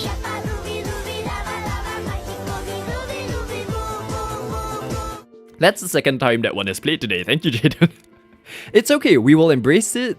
It's the crookedness. It's part of its design. We will work with it rather than against it. Oh my gosh. What was I gonna say? I feel like I was. Oh, okay. So, Atomic Habits. Interesting thing that I took away from that book is that one of the things that they say is helpful to, like, whenever I feel a brain fog, I tend to refer to this book, and then, like, I like that they talk about this thing, which is, they say a lot of times, how you perceive yourself as your identity affects how you then approach things like habits and routines and stuff. So, like, they give one example of if you identify yourself as a smoker, then they would be like, oh, okay, you would then feel inclined to do things that would reinforce that identity of you are a smoker. So in this case, you would smoke. But if, say, you were trying to quit smoking and you identified yourself as I don't smoke, then in your head you would be identifying yourself to be like, what would someone who says they don't smoke do as a non-smoker? And then like they use that to say, okay, so identity therefore helps you create like that system and routine of who you believe you see yourself as. And I don't know about you, but when you see yourself as the like leader and fan club of Raimanor, actually no, this makes sense. Maybe because I see myself as the leader and co-founder of the Raimanor fan club, I feel obliged to actually show up to Rai streams to create clips and fun moments like this. What? There we go. And remind everyone that Rai streams on Sundays, and oh, you've changed. Actually, wait, we haven't said anything about this. Okay, so Rai's gonna stream on Sundays, Tuesdays, and Thursdays from now on. And because of that, because we usually stream on Tuesdays, right? I'll be moving my Tuesday streams to Wednesdays. Just FYI. So from this week onwards, we'll probably do that. Again, we leave flexibility for like, oh, if I can't stream in the week, we'll just do one or something. But generally speaking, we will do Wednesdays and Saturdays from now on. Perfect segue. You see me as the trouble. Okay, co-founder, who's the co? Good question, actually. Probably Melvin, or Sam. I don't know. Like, Sam, would you agree that you are a loyal follower of the religion of Raimanor? Ooh, should I actually be locking this? Prevents game systems from changing. Ooh. Let me go in, and sorry, this is a bit cumbersome, but I don't want to risk the game messing up all of my anarchy. Allow placing. Ooh, there isn't a default where I can do that, can I? Always enable anarchy with reset. Okay, sorry, this is not gonna be interesting to watch. But I do not want a case of we've spent all this time placing down these things and then the game moves everything. So I'm gonna lock everything before we continue. We're all in a cult. Yes, we are. We are all there. That's why we keep coming back. Oh no, I wish I could multitask better, because I feel like this is a task where I could be looking at chat, but I need to see where I'm clicking as well, so I can't do both at the same time. Until she kills me off and buries me under the museum, or makes you walk out of a city instead of giving you a train to leave. That's the other thing she'll do. Okay.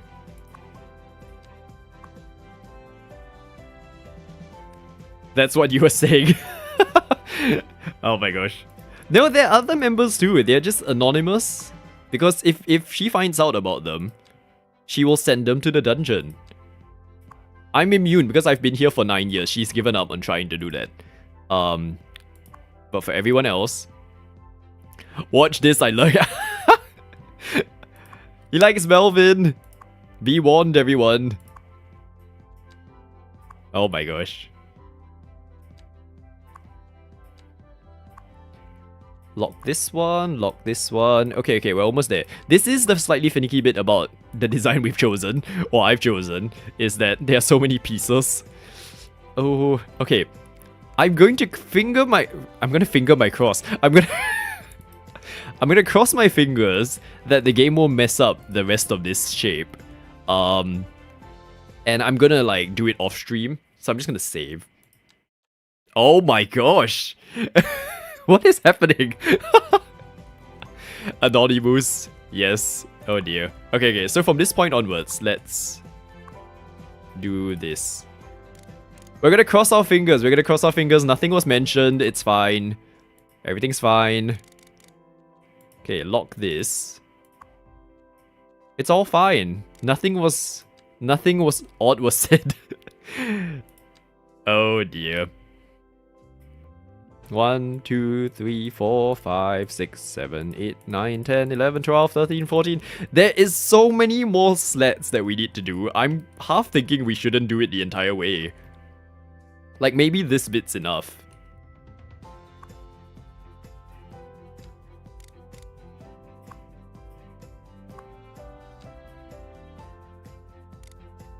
Yeah, I think I'll stop at this point, because Like, if I do it, I'll do it off stream because I don't want to keep doing like 1, 2, 3, 4, 5 more rows of this. You don't actually hear the second lowest hearts for you. Who has the lowest hearts? Out of curiosity. I need to check. I like Erwin. John's quite fun. And yeah, I don't really have an issue with any of the villagers, like people on the island actually. They're all peaceful and fine. I've not really had Melvin on my islands. So, but yeah, like he's fine to me. He just has a very odd voice, I find. Okay, there we go. That's the structure mostly done. I don't really like that how these bits, like this bit isn't connected, but maybe a sign can go there or something. Keep going, it's looking great. Thank you, Granny. Yeah, like, because based on the concept picture underneath, if I do like my mouse somewhere here, it should wrap around. But it's more... Maybe it doesn't need to? I don't know. Oh, so we need to get rid of these trees. Hold up. There we go. Okay, and something we need to do is, I'm going to copy this one. We need pillars to... Oh, wrong. Uh-oh. Wrong. You like Melvin? Oh, no, we're talking about people. The license giver doesn't count. That one's not a person. That one's just a nightmare in disguise. Like you were... Who was it earlier? AJ, you were saying voices in your head. That one's a voice in everyone's head. Doesn't exist. Not human. Yeah. So that's why it doesn't count in my list. Oh no. Okay, move this. Copy.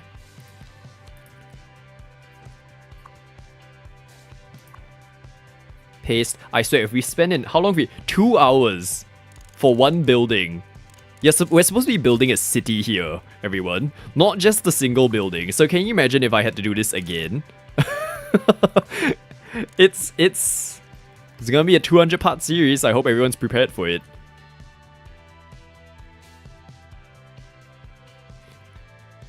Don't bring me into this. I feel that it's a valid thing to bring up. You mentioned it. It's fine. Someone to check. Yes, someone did.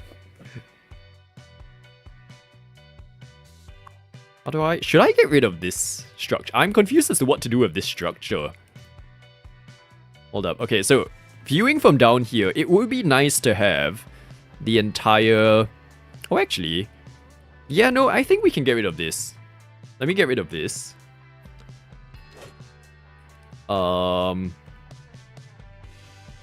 My thing is that this bit then makes no sense, but I'll figure something out for how to make that make sense. But think about it as you you exit the state. Oh my! You exit the station from here. Let's use photo mode. And I'll do hide UI. So you exit this. You exit your station, and then oh my gosh, why is it like so close up? Then you walk around. There's this double height area, and then you walk out. This side, like this second lower portion that we're looking at right now, is the drop-off point actually. So vehicles and stuff will be on this side, so that's fine. And the actual place you leave will be this way. Let me do a focal length change so that we can actually see. So if you walk out of the train station, the idea is that this red path becomes the walkway that goes all the way. So there will be buildings on the side. This will be like a central business district of West Isle. All the way to... what was it? I can't remember what I called this bay. 4 Isle Bay? 5 Isle Bay? Something like that. But yeah, so it'll be a completely pedestrianized, walkable area. It's actually very far away. Okay, but yeah, that's the idea of it.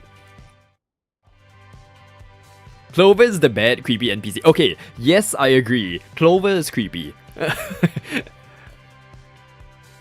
The Pearl page on the wiki needs to include that you can get the first strip. Oh my gosh.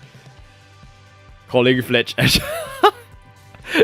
Were you the one that started it, Sam? Oh no. We found the culprit, everyone. It was in fact Sam. Okay, slab 86 by 12, 43. Maybe 20.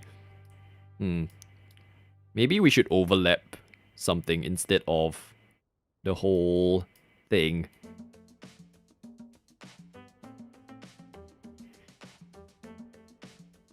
Missed my comment. Oh, did you say something about the Sand Goose? She has a wiki page, unlike the Sand Goose. Well, as per people's claims about the Daily Dink, journalism is in fact not neutral.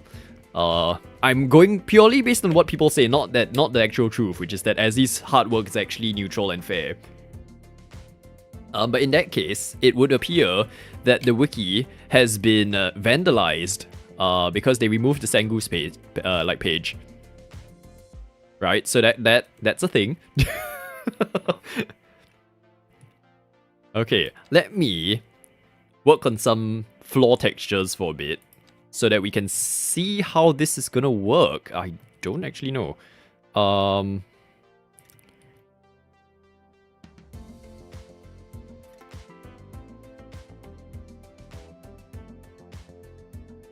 Okay, so what I'm doing now is I'm placing flooring in this entire area to see whether or not I like it in this way.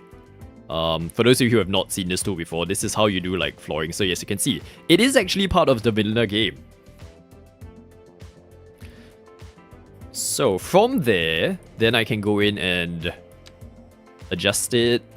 It's a bit finicky, but we can then start to mark out. So this looks more realistic in terms of, like, you know, flooring, because you won't be always using paths in a city. You'd have this sort of big piece of like texture, and we will ignore this path because this is more for me too. In fact, how do I get rid of it? This thing.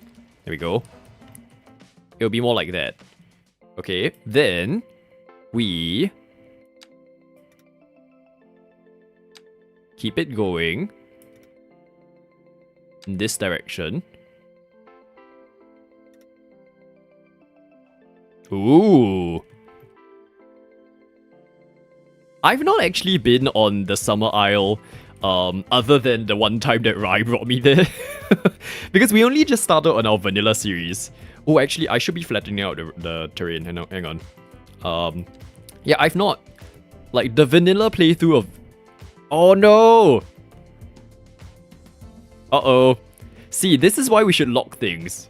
Okay, lesson learned, everyone. Hold up, let's go back to... Luckily, we saved. Let's go back here. I won't touch the terrain then, for today. But the idea is I'm going to flatten that area after I lock all of this.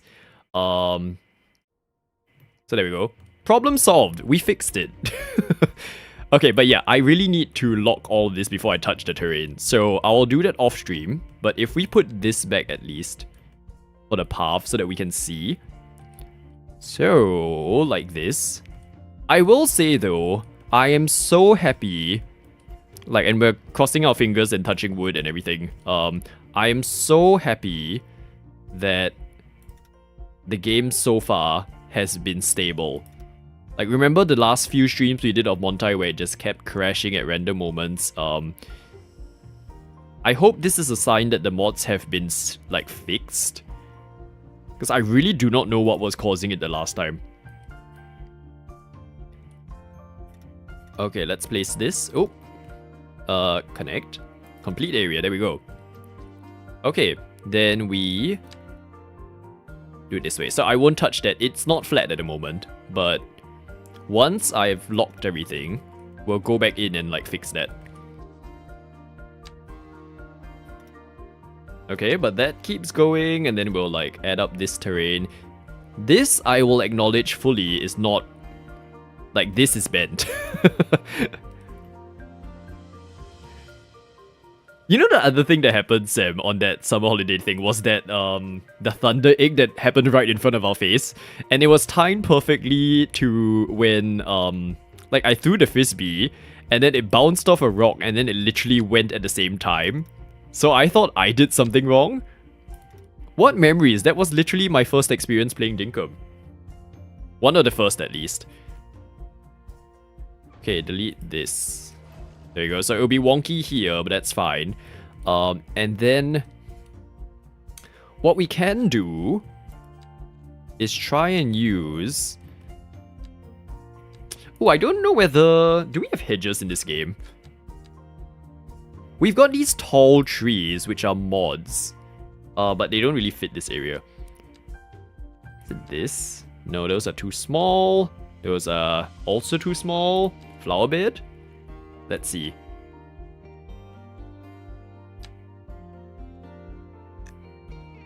I don't remember. What's this? Straight line. There we go. This thing? Do I like this? Ooh, the tricky thing is once I've placed it down, I need to commit because I have to delete it one by one if I don't like it. So it's making me concerned. You found the wreck once, but you didn't have the correct weapon to kill the shark. Oh my gosh, I feel like... I remember seeing that you were doing multiple of those streams when nothing happened. Which is such a shame. Good night, Azzy. Thank you so much for joining us today. Have a good sleep. Okay, there we go. We're committing. So that's the first little bit. See, the tricky thing is I can't do much here for today because it's not flat. But I want some kind of plaza area here that the walkway connects to. Maybe another thing, let me bring in some buildings.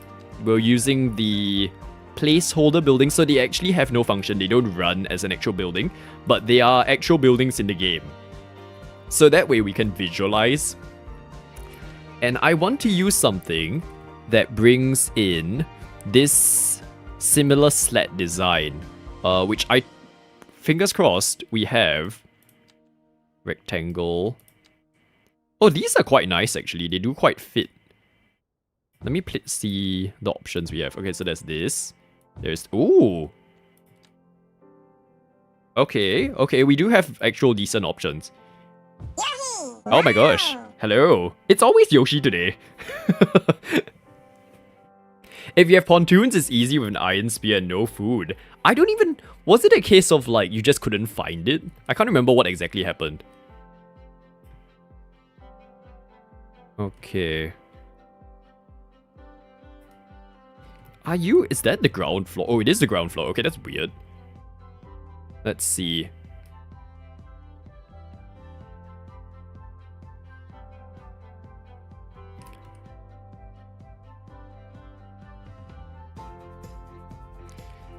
Okay, so structurally, in terms of the adjacent buildings to the train station, right, I want to do sort of a mixed use area. We will kind of lean into this for a lot of our our structures in this city, is that it's mixed use everything, because that's kind of how Taiwan was structured. So lots of offices and stuff directly connected to a train station. You'll have offices, malls, things like that. They may not look completely function. Oh my gosh, what's that? Are there any... Oh no, these are... Okay, these are not quite as fitting. So we'll have to live with just those two, apparently. Oh wait, hold up. But I just remembered in... with the placeholder buildings, we can actually move them up and down. So that's fine. There we go.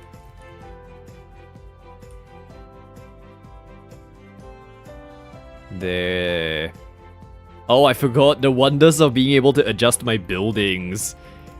Okay, so you walk in. I wonder if this is actually too close to the train station. Let's move it out a bit. Like here. So that when you come in, the view is of these things. But there is enough of a distance between them that you can actually... Whoa! What is this? This looks interesting. 1, 2... Please tell me there's a shorter one. Oh my gosh, it's even taller. Ah, and guess what? This building is not entirely straight. It's slightly bent. Interesting. Okay, we'll go with this. Somewhere. Oh, actually, now I'm wondering, should this be saved for a different part of the... You know what? Okay, no, I'm gonna save it. We will save that building for a different part of the area. I will work with this one.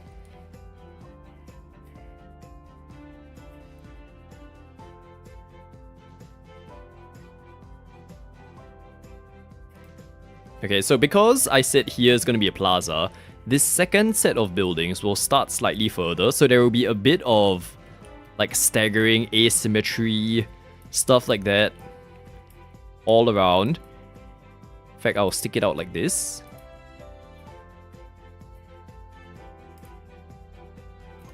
Okay.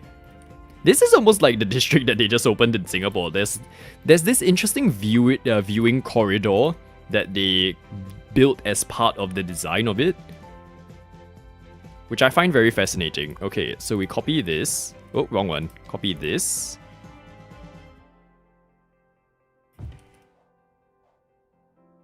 And...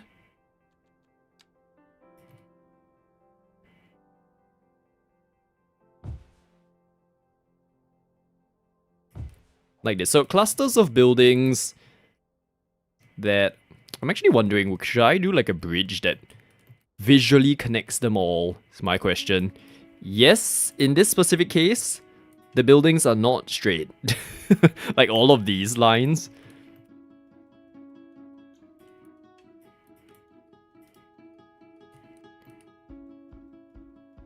Okay, so you do this. I do have to be mindful of... We need to extend this. Wow, we're extending the road. What fun. Okay, so the road goes all the way up to maybe here-ish. And so, over on this side,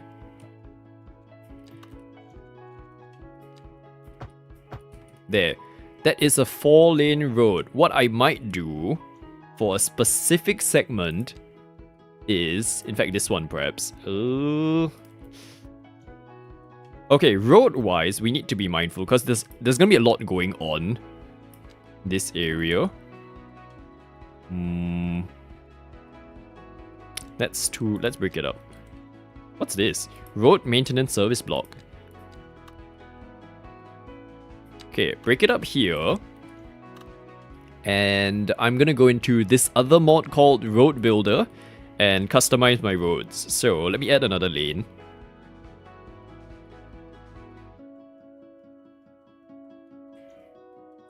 It's actually interesting because this is the first time since we did the vanilla series where we're back in mods, right? So I feel like it's interesting because before we did the vanilla series, I know a lot of everyone's hesitation about picking up this game is that they see everything I'm doing here and they're like, oh, doesn't look like something I want to do. And the whole way the game was crashing every time as well, I think it put a lot of people off.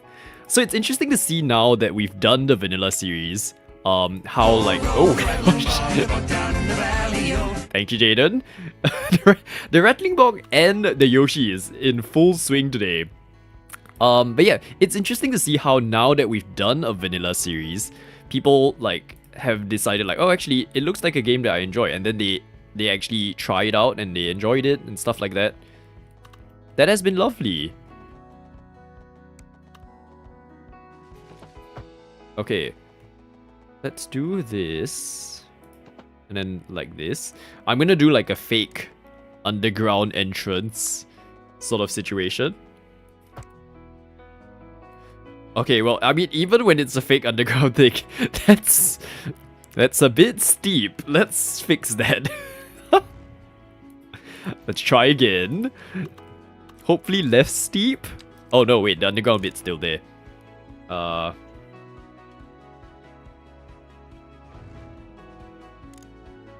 There you go.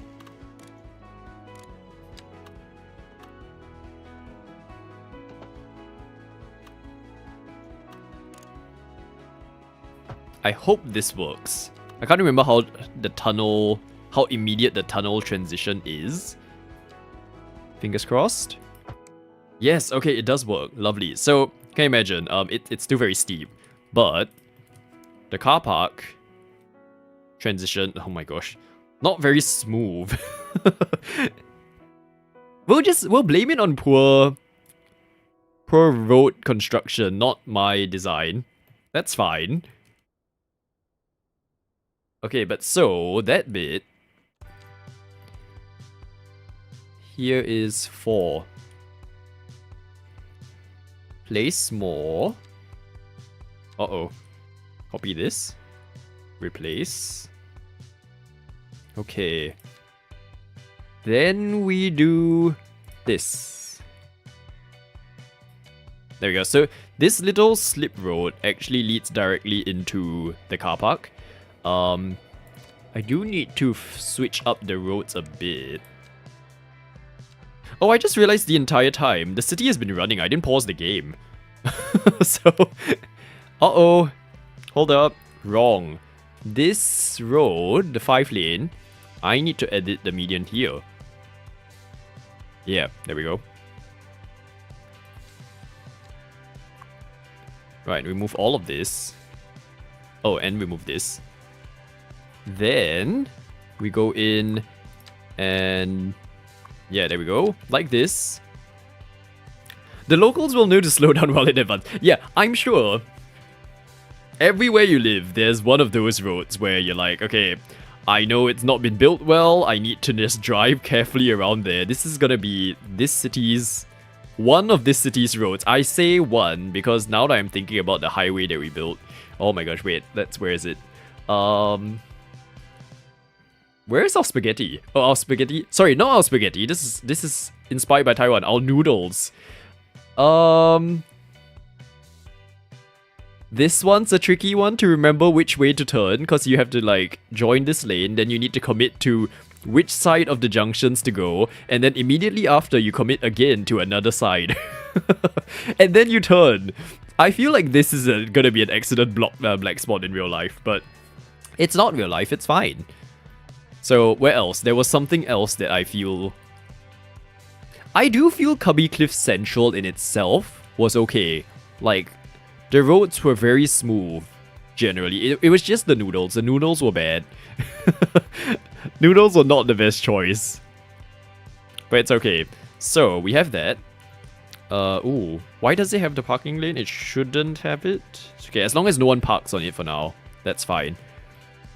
Okay. Then, let me get rid of this crossing.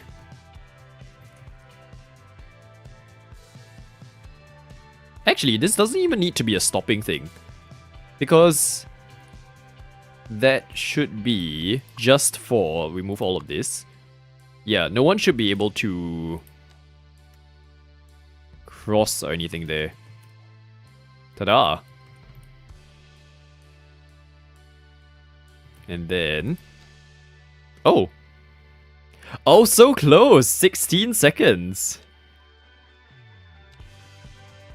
Okay, try again in 15 seconds. It might work. Okay. You can give your citizens roads, but you can't make them use them. Yes, it's not... Especially with vanilla. Like, when you're in modded, yeah, there are ways to make it so that you can control lanes like what I'm doing, right? But... Ooh!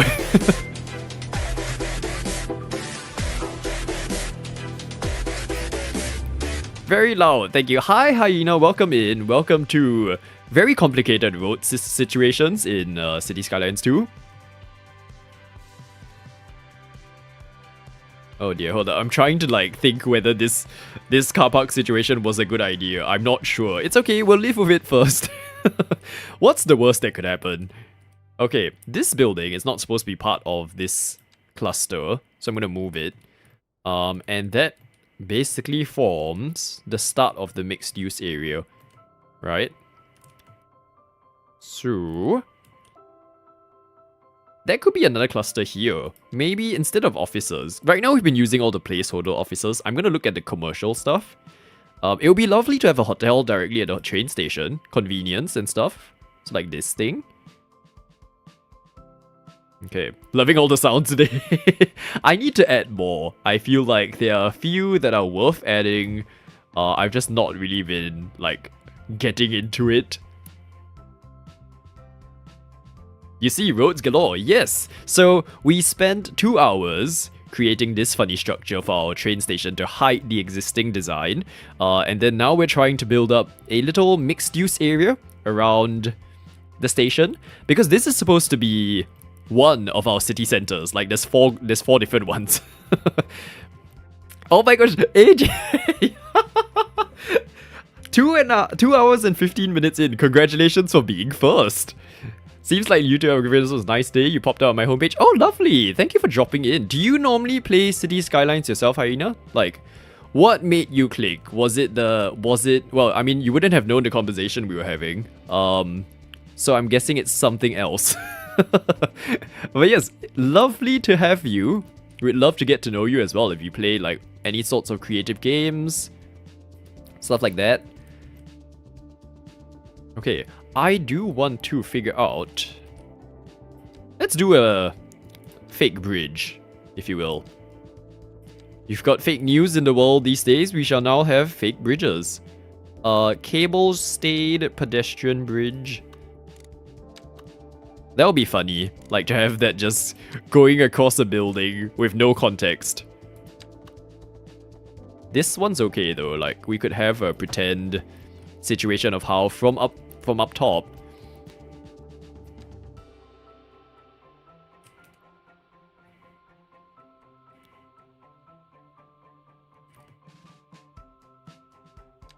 Okay, let me just keep it to 1. I think that'll be easier. What? You can do that? Yes. It's supposed to be a once a stream thing. Where if people remember, they can do first. Used to be reserved for Benny. So because he likes just coming in and saying first regardless of whether he's first or not. So I thought to share the joy of that feeling. So AJ is getting experience it today. You got the OG City Skylines. Oh, interesting. The OG City Skylines is still good, I will say. Like, gameplay-wise, it's still great. The mod situation's a lot better. You don't want to buy 2 before you actually get... So what specifically are you keeping a lookout for when it comes to that? Because I am curious. Like, I know that City Skylines 2 is such a Marmite sort of game. Oops. Oh well, this bridge is crooked, it's fine. Yeah. So for me, I have always felt like, because I played City Skylines 1 so much, that coming into City Skylines 2, there is still a lot that I get joy out of. So like for me, I'm fine doing it, but I know a lot of people are like holding out for City Skylines 2 to get better when the asset creation tools are settled, when DLC actually fixes itself. Oh, this is nice. A little bit of like color differentiation, I think is nice for this area. You need to put all your commands somewhere. Actually, yes, that is a good point. I don't have a catalog of things yet. Do we have enough to justify it? Let me see. My commands at the moment... Okay, it literally is just first and random. So maybe when I start doing more, like I wanted to eventually save up for a stream deck. And yeah, like once I have that, then maybe I can do a lot more commands. But for now, I'm just kind of leaving it the way it is. So eventually when we get to that point, I'll probably do a page in our Discord to be like, oh, here are all the things you can use. Have fun. Is there only one? Oh, actually, that's like a nice complimentary one, I think. Yeah, so for now, you have unlocked all of the commands. Congratulations. Oh no! There's another one. Yeah, I do need to add more sounds, I feel, to the random. It's starting to be like the same ones over and over again. OG City Skylines has weird graphics for me. The vanilla game looks terrible, I will say. But once you have enough mods and you know like which graphic stuff to get and stuff, I do feel like it can hold up quite well. Like you see these graphical like glitches happening here. City Skylines 1 doesn't have that. Like it's trade-offs. So there's different visual... Oh, actually, let me remove this image. It's trade-offs as to what you like. And I think there is still like value in both games. So like I wouldn't say you have to get City Skylines 2 if you're enjoying City Skylines 1. There we go. You like too, road mechanics and buildings, but City Skylines still has a lot of features and mods and overall feels more polished, whereas 2 feels like Sim Cities with the City Skylines. That's an interesting way to put it actually. And you're right, because you know that building add-on system thing in City Skylines 2? That is definitely feeling very SimCity. I think, are you very dependent on mods in City Skylines 1? Because I feel that is one space where City Skylines 2 just has no... Like, if you enjoy all the... like, the custom buildings and the custom vehicles where you can use real-life models to do stuff like that. Oh my gosh, this game is very behind on that, given that it was released a year and a half ago. Oh, that's quite interesting. I just did this randomly, but I guess this will work. We'll go with this. Just place this way for now. Eventually, I do want to have like a green space. Again, this is supposed to be the plaza. You haven't looked at mods yet. Oh, and all for City Skylines 1? Because if you haven't, that is an entire world to discover. And the good thing is, if you play City Skylines 1, and you want to get into mods, it will be relatively stable because they aren't developing the game any further. Back when City Skylines 1 was still being updated and stuff, every time there's an update, something breaks. It's not a fun time. And this is sort of the situation with City Skylines 2 right now, which is that it's still being updated. It just so happens that it's their like summer vacation in Finland or whatever. Because this company was based in Europe and stuff. So they like aren't actively developing it for the summer, but whenever there's an update, everything breaks. And that's why for a few months I couldn't play this this save because everything was broken. Okay. What should I use? Let's see if this... how many? Hexagonal. There we go. Let's see if this thing is... okay, not that ugly, I guess. Oh, but we have so many of these other ones that I forgot about. Whoa. British-inspired terrazzo. Let's see this one. Okay, no, that's too fine. Get rid of that. Oh, I forgot I had all of these colors. Oh my god, that's crazy. Medium top square, medium top square. Ooh, okay, so many. But I think, in the end, I will stick with this hexagonal design. I think it's a good style for this area.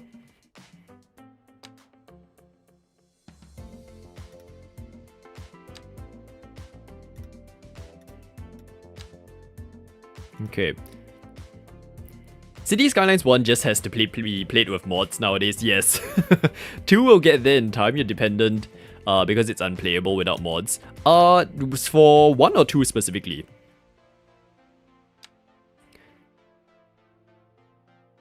You looked at the infinite demand and that's it. Oh yes, Jada, okay, you have so much to explore in the modded side of City Skylines 1.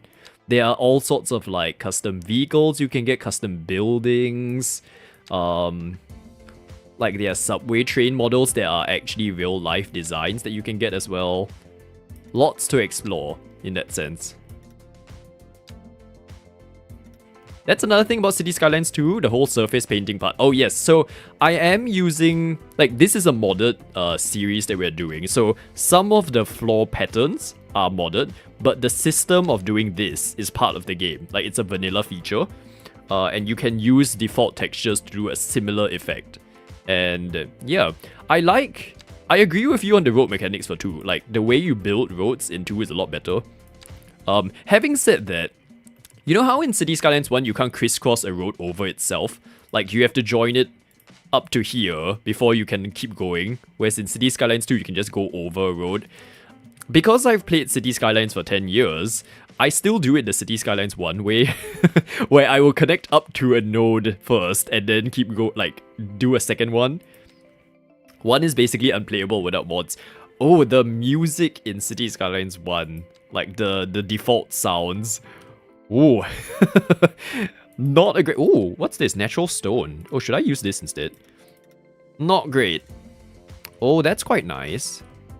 Sorry, I'm not... For those of you who are like just listening and not actually watching the visuals, don't worry, I'm not being like Because I realized every 2 seconds I'm like, ooh, that's horrible, that's nice, ooh, bad.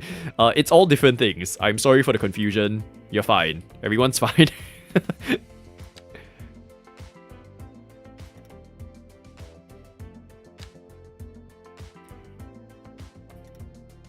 Let me see. Yeah, so one thing I remember about City Skylines 1 versus 2 is that I could never play vanilla on it, and that's why when I came into City Skylines 2, I thought it was gonna be a case of like, oh, okay, if there's no mods, I won't play this game, right? And so, I had this issue where, because City Skylines 2 updated, I couldn't load this city, which is the modded city. And I thought it was just gonna be a case of I can't play City Skylines 2 anymore until it's fixed. But we had some people in chat who was curious about how the game would run in vanilla, because they liked the idea of the game, but the mods looked too complicated. And so I started a vanilla city. And I actually am quite enjoying playing vanilla City Skylines 2. Like, versus the first one where I really cannot do it. So, definitely as a baseline for like foundations of the game, I think they did do a good job with City Skylines. So it's just a shame that the whole situation with the asset editor and the like performance issues and the patch and stuff, like the patches that needed to be done, I think rocked a lot of confidence from people who were interested in this game. And if you see on Steam now, it's still like the overall reviews are still mixed because of that. So it's a shame because I really enjoy this game so much. Like, it's not, I am fully aware that it's not perfect, but I spend so many hours just playing this game, even in its current form. You just had that issue of roads. You were building a city on a hillside and the guidelines were trying to mess up. Oh no. Yeah, no. Like, you really need the mods. One thing I will say about vanilla Skylines 2 is that the grid, like, you know, the zoning system, this thing, is still a mess. I don't like doing this. There's been some parts of my vanilla city where I draw the roads and then it's like, oh, you can't place a building here even though it makes sense, and that's annoying. Hello Misty, good morning, welcome in. We have fixed our modded city. It's looking great. So we've managed to structure. I actually really love this train station now that I look at it. We've done a custom design for the train station so far. And then now we're just building up a general sense of a mixed use district. So that's what you come into. We've also come into a discussion about different types of city skylines. Making absolutely sure it's straight. No, I think... See, at least to the train station, I'm like, okay, fine. It can look not straight. This one, I'm just like, look at it. It's not parallel. It's not aligned. We're just working with what we have. And it's okay. It's just part of the design. Oh, actually, what is this? Marina Bay Wave. Oh, interesting.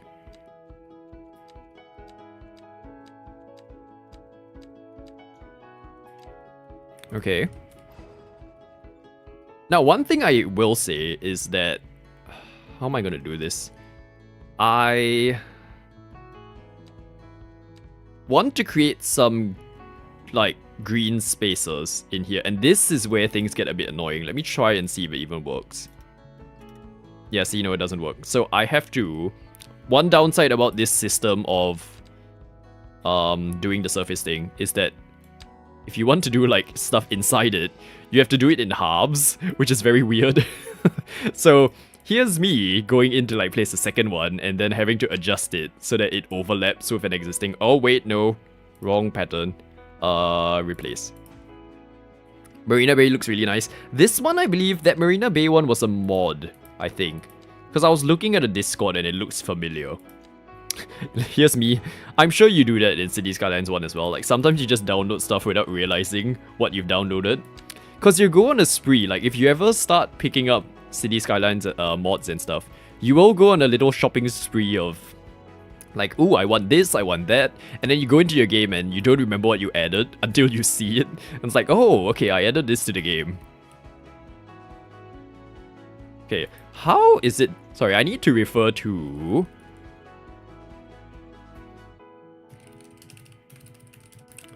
We're gonna go on a little tour again, everyone.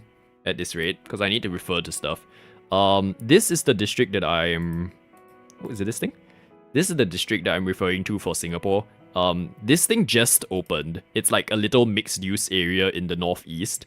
That is really lovely. I love it so much, the design of it. But what I'm trying to look at specifically is how they incorporate the greenery into their stone pathways. I hope there's a better image than this, but I will work with this first.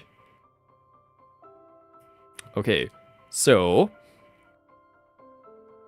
See, I'm focusing on this part, which is how do they bring in that? Maybe instead of having to carve out little green spaces, I can just do a little curb sort of situation, fill it with plants so that you can't tell that it's actually green.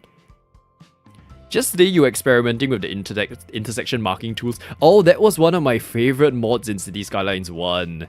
It's very complicated to learn, I will say, but once you have an idea of what you want to do with it, oh, it's so lovely to have. We don't have that in City Skylines 2. Not at all. Okay, but meanwhile, let's come back to this. Maybe if I think why it looks a bit off right now is that this line is almost like a visual line that cuts the thing off, right? But it bends at a certain point, so it's very weird. If we commit to it as that bend, and then come in with a different texture. Let's see. In your defense, you don't really like modding games too much. Oh, yeah, no. No, it wasn't calling you out. I completely understand. Because modding, fundamentally, there's that whole idea of feeling like, oh, you know, it's not technically, it feels like a black market, you know, almost like, oh, doesn't feel right and stuff. But it actually is also not, it's not the most convenient to maintain mods. Like, we're lucky in that City Skylines has this thing called Skyve, which, it's this separate, I don't know how to explain it, but you download it off the mods thing first, and then it will subsequently help you keep everything up to date, if that makes any sense. But usually, what you have to do is you have to like download your mods, and then every time an update of the game comes out, you're gonna have to go through your entire mods list to make sure it's running properly and stuff like that. If you play Sims 4, I feel like that is the worst thing to be playing with custom content and stuff. I used to do Sims 4 as my streams, and the number of custom objects I would get in that game would be ridiculous. And then every time an update comes out, it's like, oh, this has broken, that has broken, you need to go in and check one by one as to which one's still working, have fun. It gets tiring after a while, and I feel like that is one of the reasons why I stopped like playing Sims 4, is that it didn't feel like the developers were actively wanting people to use mods anyway. Whereas it's nice for City Skylines, cause at least for City Skylines 1, like 2 is in a bit of a like a lull because they haven't figured it out. But in City Skylines 1, like it reached a point where it felt like they were actively encouraging people to use mods. And it was nice to have a developer do that.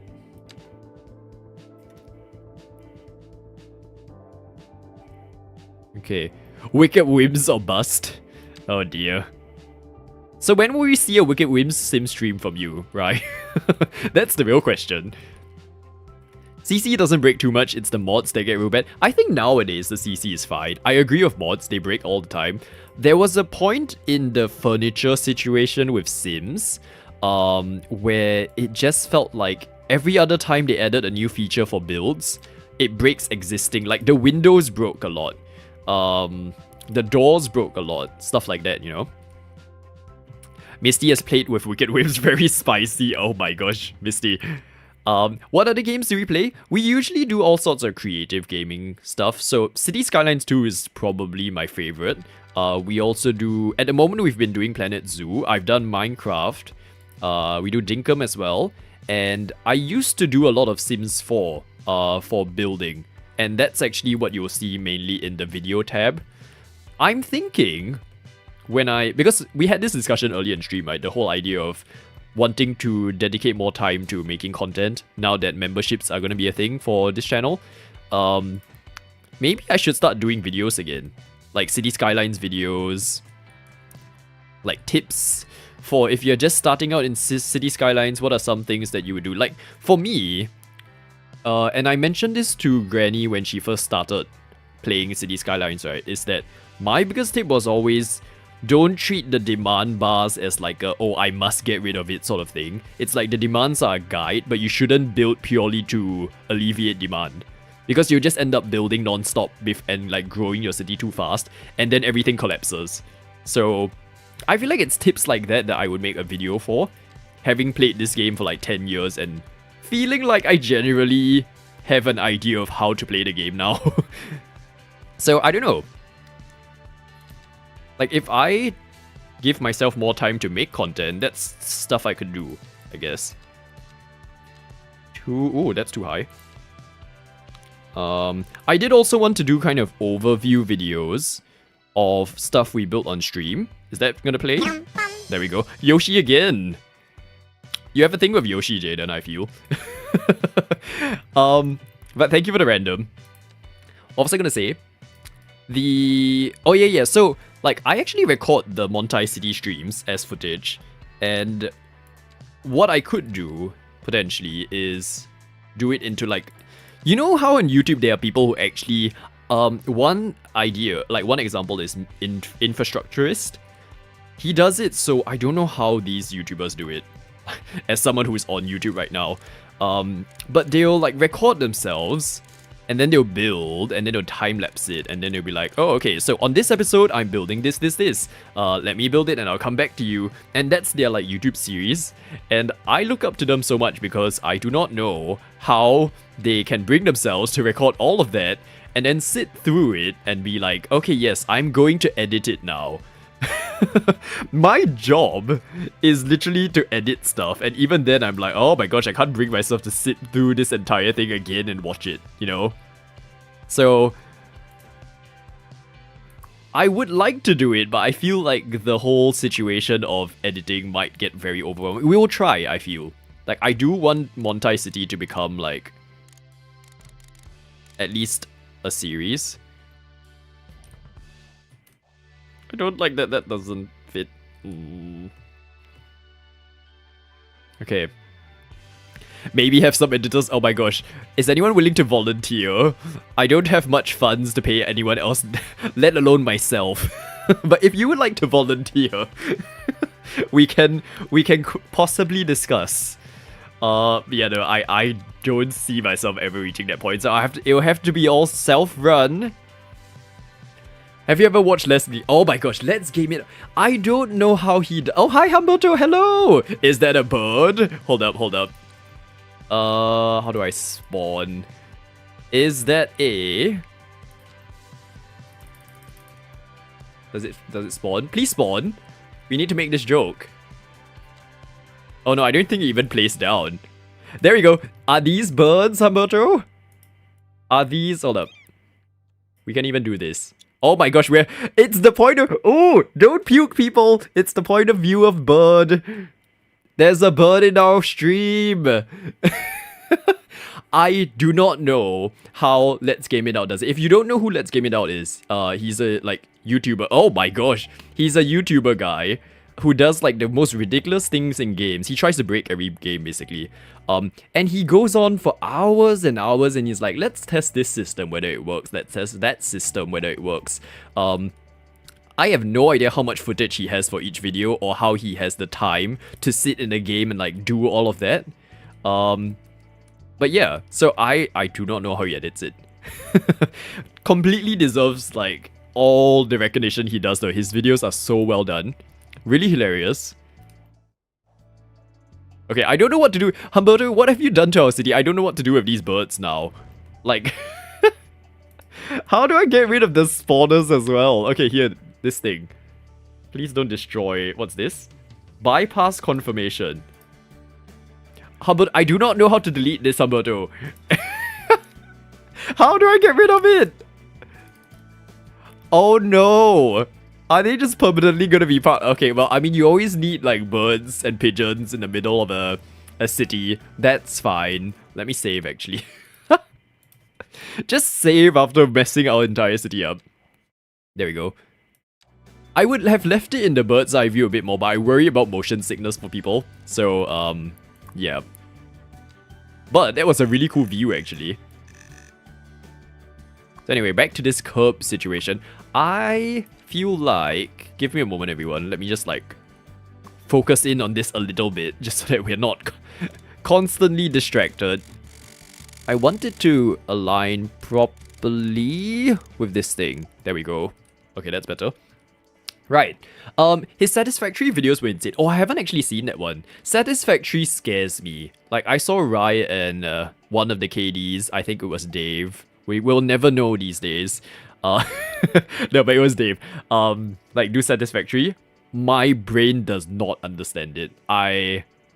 Like, it's the joy of creative gaming. That's not joy to me. That is torture. Like, I would... If they did that in school, I would quit school. It's bad. Birds destroy your city. Same thing, Humberto. It's the same. Oh my. But yeah, so I think the first time I watched Josh was... It was either the Sims 4 video. Actually, no, the Sims 4 video was quite new after that. It was probably the Planet Coaster ones, when he first played the game. Oh, okay, hold up. This is actually not straight. Just a moment, everyone. Let's make this aligned. And then...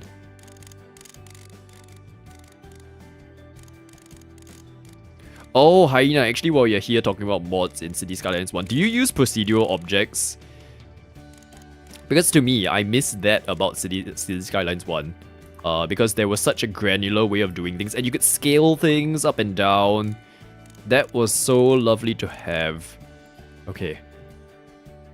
He did 4 of those videos when the game first came out, but definitely watch his Dinkum one. I think actually, you know, I didn't know about Dinkum, like, officially until I saw Rai starting to play it on her streams. But if I'm not wrong, I think I did watch his Dinkum video even before that. It's just that I never, like, connected the dots to be like, oh, this is Dinkum. Oh, we just lost the bird. Yeah, so that was interesting. That I actually, like, saw that before... Uh-oh. Where did it go? Where is the thing? I don't see... Where is it? Okay, you know what? Delete that first. Copy this. We'll place it again. Oh! Happy sounds! Granny's going to bed. Good night, Granny. Thank you for your stream today and for dropping by today as well on our stream. We'll see you tomorrow with Dinkum Sunday. What fun, it's another week. Over. Oh my gosh, the seagulls are still going. Still going, everyone. Okay. I have actually really enjoyed today's stream, by the way. Thank you to everyone who has been here chatting or lurking. We went from like life crisis to conversations about City Skylines to what else do we do? Trip recap of Thailand. So many things.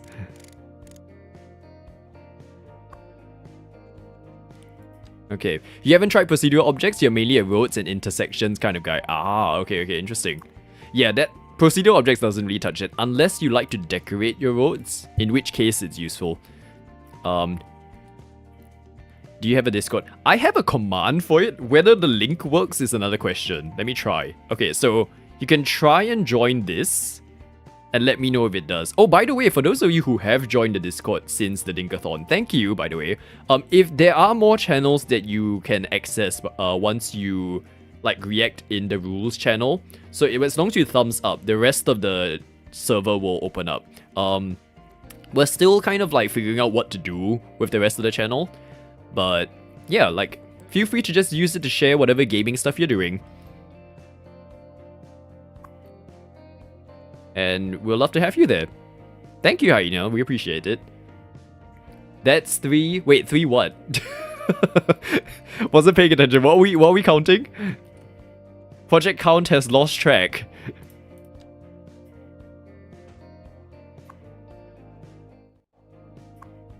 And paste here. Okay.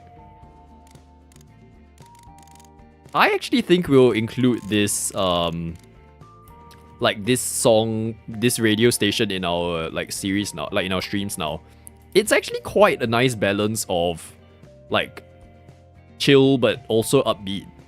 Because I always thought that the other stations were gonna be very like odd, but I quite enjoyed this selection of music today. Oh, the commands! Yes. See, no, that one's the... Oh, okay, actually, no, you're right. There are more commands then.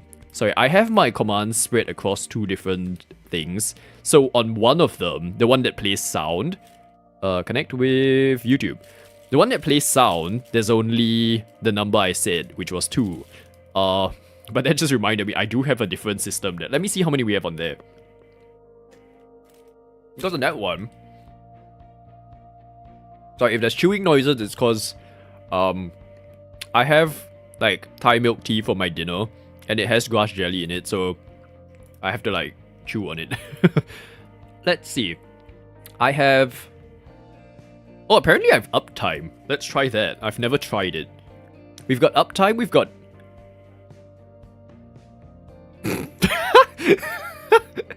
I have not been streaming for 2 days and 7 hours.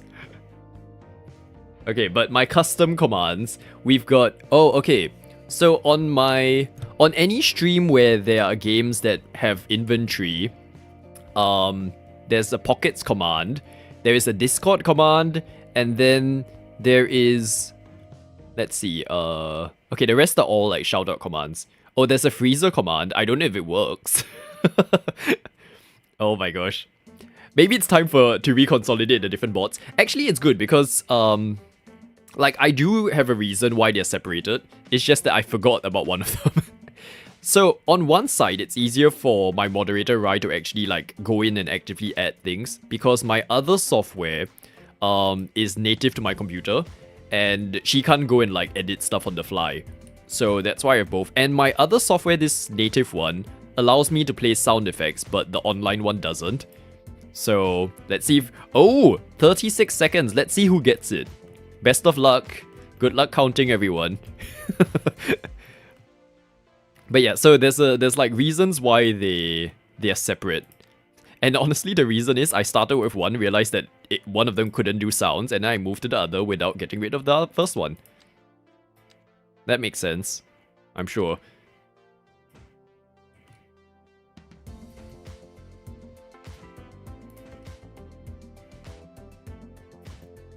Okay, 3 seconds! Oh my gosh, uncaptain! Oh, and you died. Well done, thank you for waiting for the entire 5 minutes. I definitely need more sounds. Like, we're using all of them too much now. Okay, I actually don't mind. Okay, well, other than this bit that kind of just ends suddenly, I don't mind this design for the curb situation. Let me do this. There we go. So it does end abruptly, but that's okay. Stealing your job. I wonder, should we eventually, like, if we have enough sound commands, it will reach a point where we could split it. So it's like random and random too.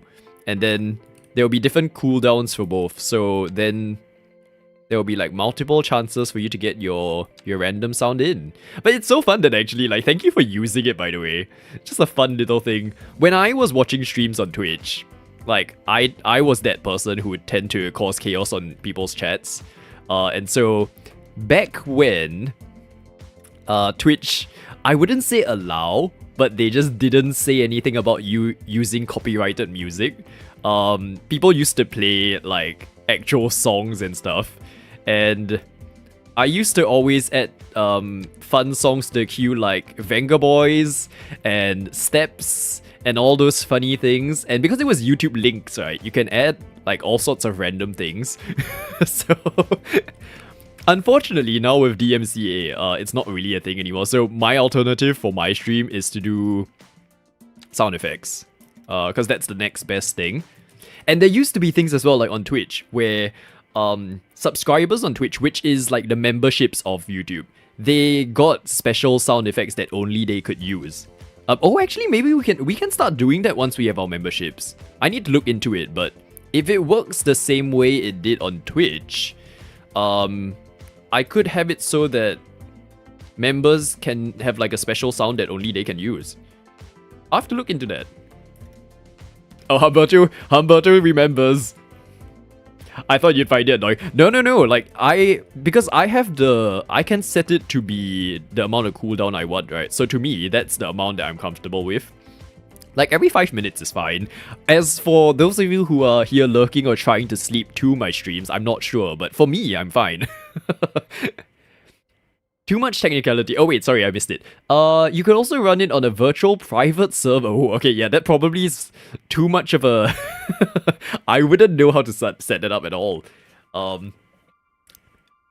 Sounds like Rickrolling would be a huge part of that.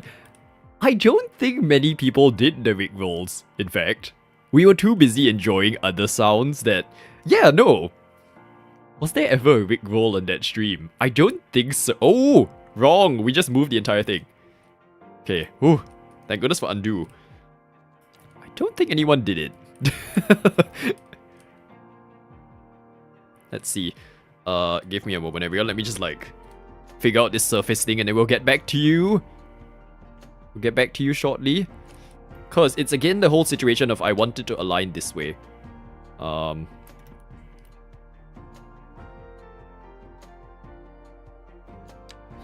It's so funny, I started watching Twitch in Was it 2020 or 2021 is my question. When I first started watching it, it was...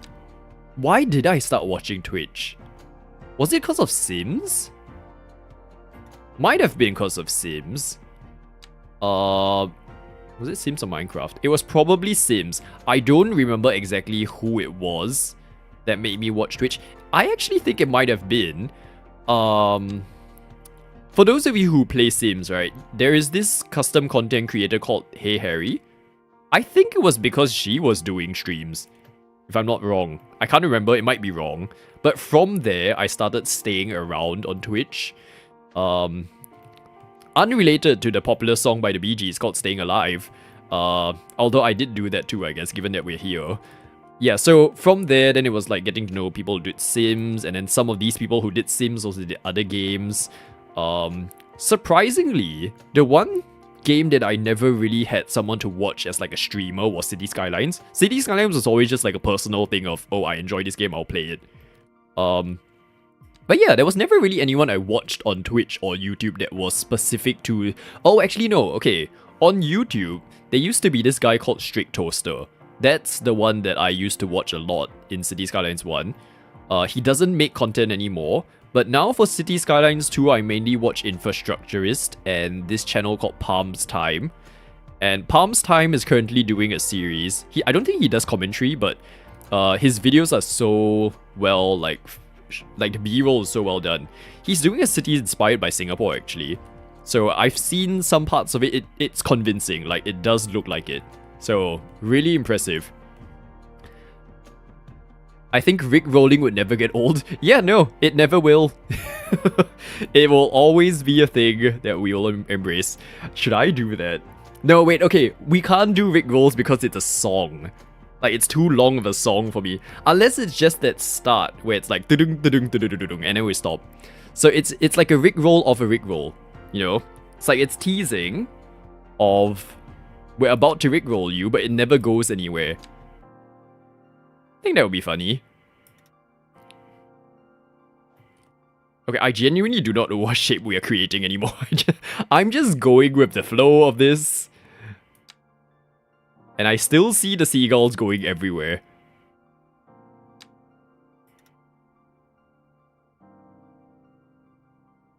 Oh my.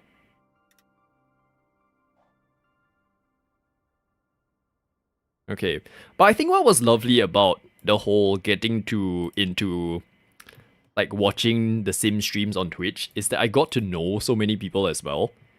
Back then, Tumblr was a thing, so I was posting my Sims 4 builds on Tumblr, and then like people would actually go and like check out my things. And Oh. Thank you. You can use a cover in AI remake. Oh. We have Granny Does Games is someone who we know and love here. And her intro song. It's so funny because her intro song and her break songs and everything was created with AI, and I'm usually not an AI person. Like I have my hesitations about it, but her stuff is the one time I'm like, okay, I'm willing to accept AI in use because it's hilarious. It's so fitting to her brand as well. Okay. Oh, the detailing of stuff for me is always the part I'm like, I don't know what to do. Like, I'm great. It's the whole big picture thing again. I can place the buildings down, ask me to do the detailing, and I'm stuck. Okay, let's place this. Do some more of these bits, I guess. And in this case, I'll do it lower down. It's because we can always raise it, I guess.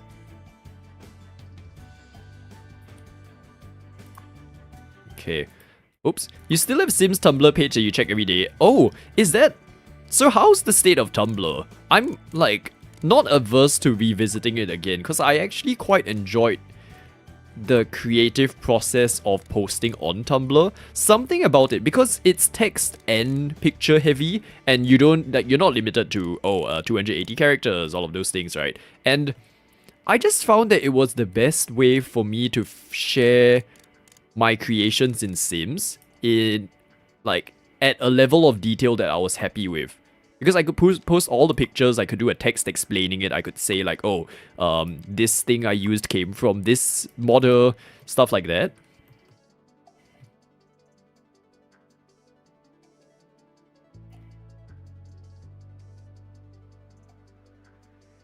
This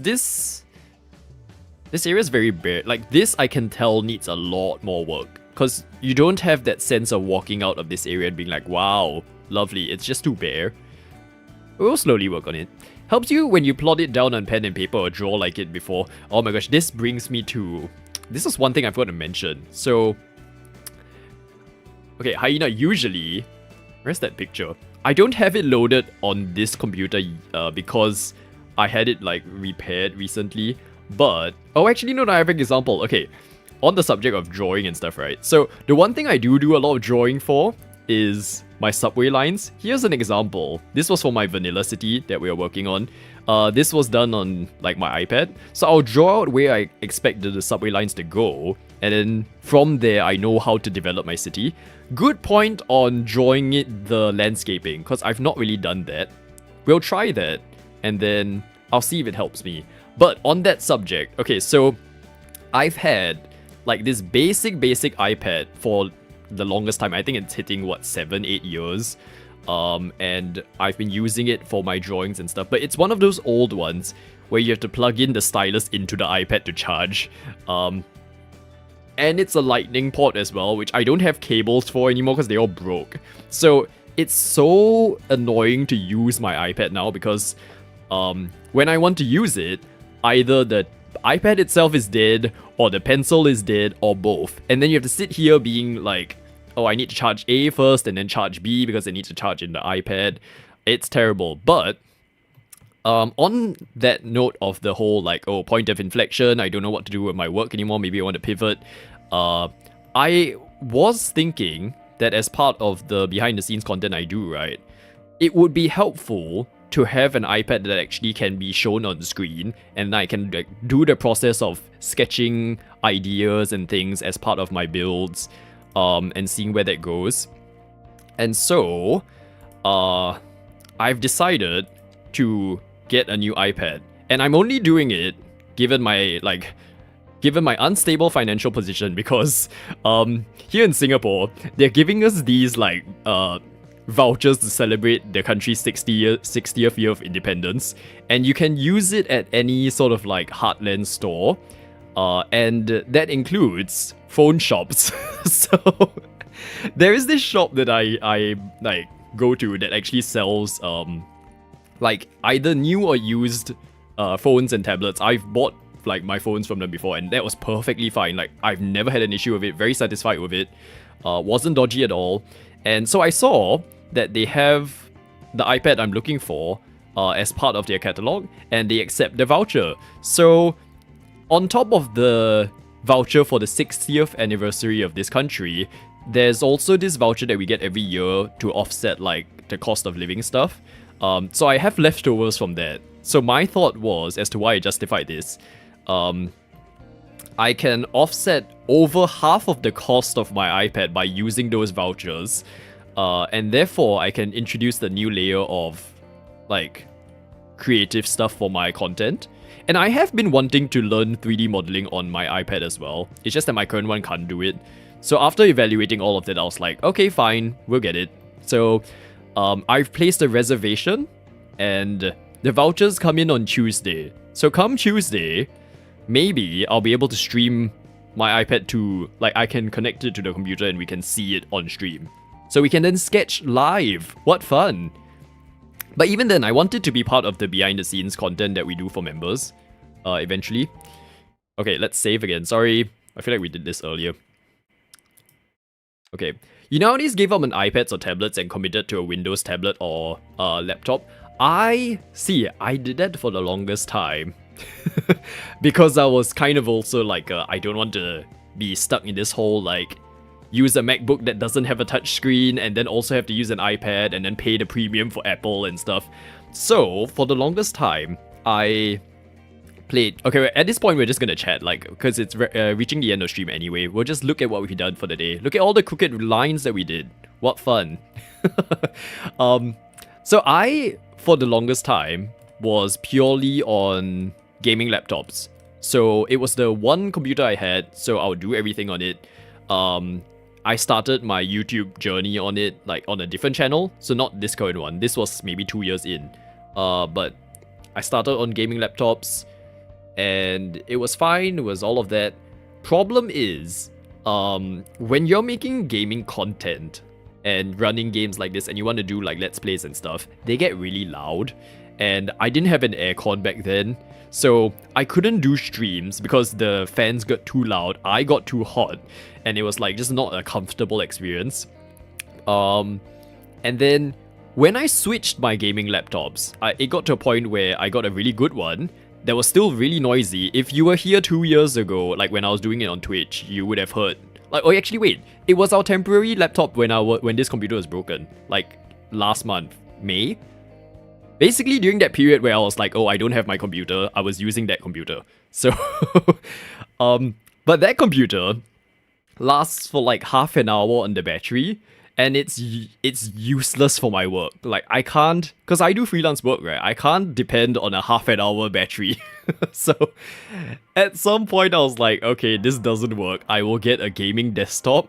I will get a MacBook for work, because... And genuinely, it has been so good because I can, I can edit using Premiere or like Final Cut, and it's on battery. There is no performance dip. It barely gets hot, and it will run for hours versus Windows.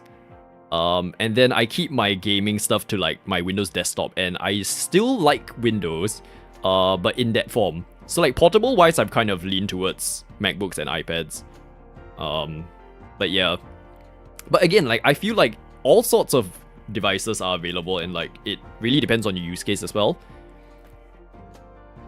And really hot too. Yes, Misty. Oh my gosh, it was so hot. It sounded like a jet engine, basically. You're slowly disconnecting from big brands and their products. Google is a big one you're trying to separate from, and that's valid. Yeah, definitely the whole idea of, you know, too much of, like...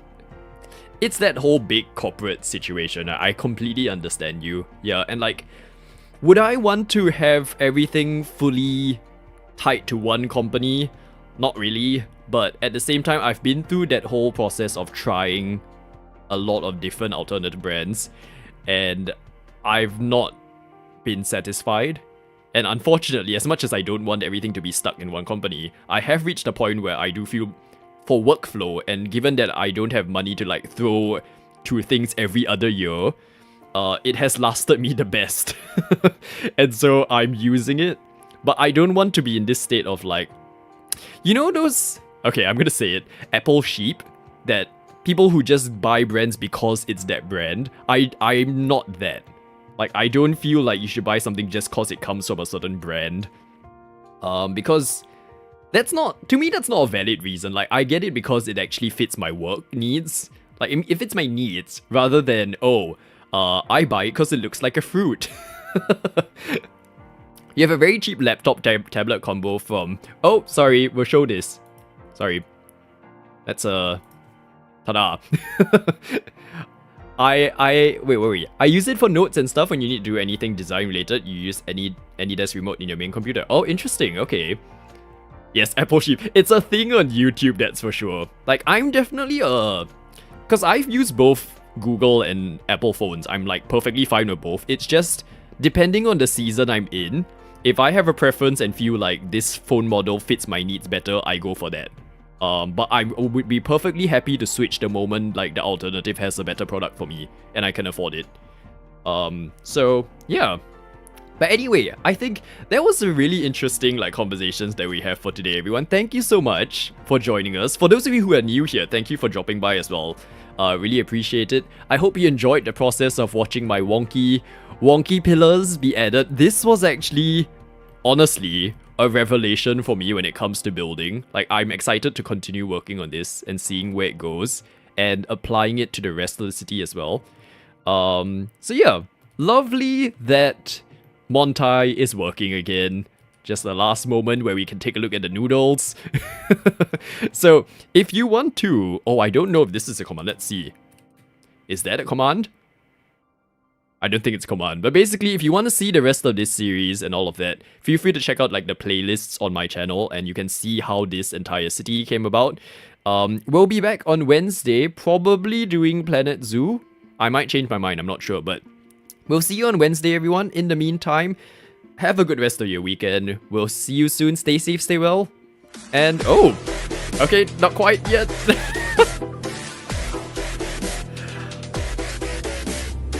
Ending things with a bang. Thank you, Captain. Have a good weekend, everyone. Bye-bye.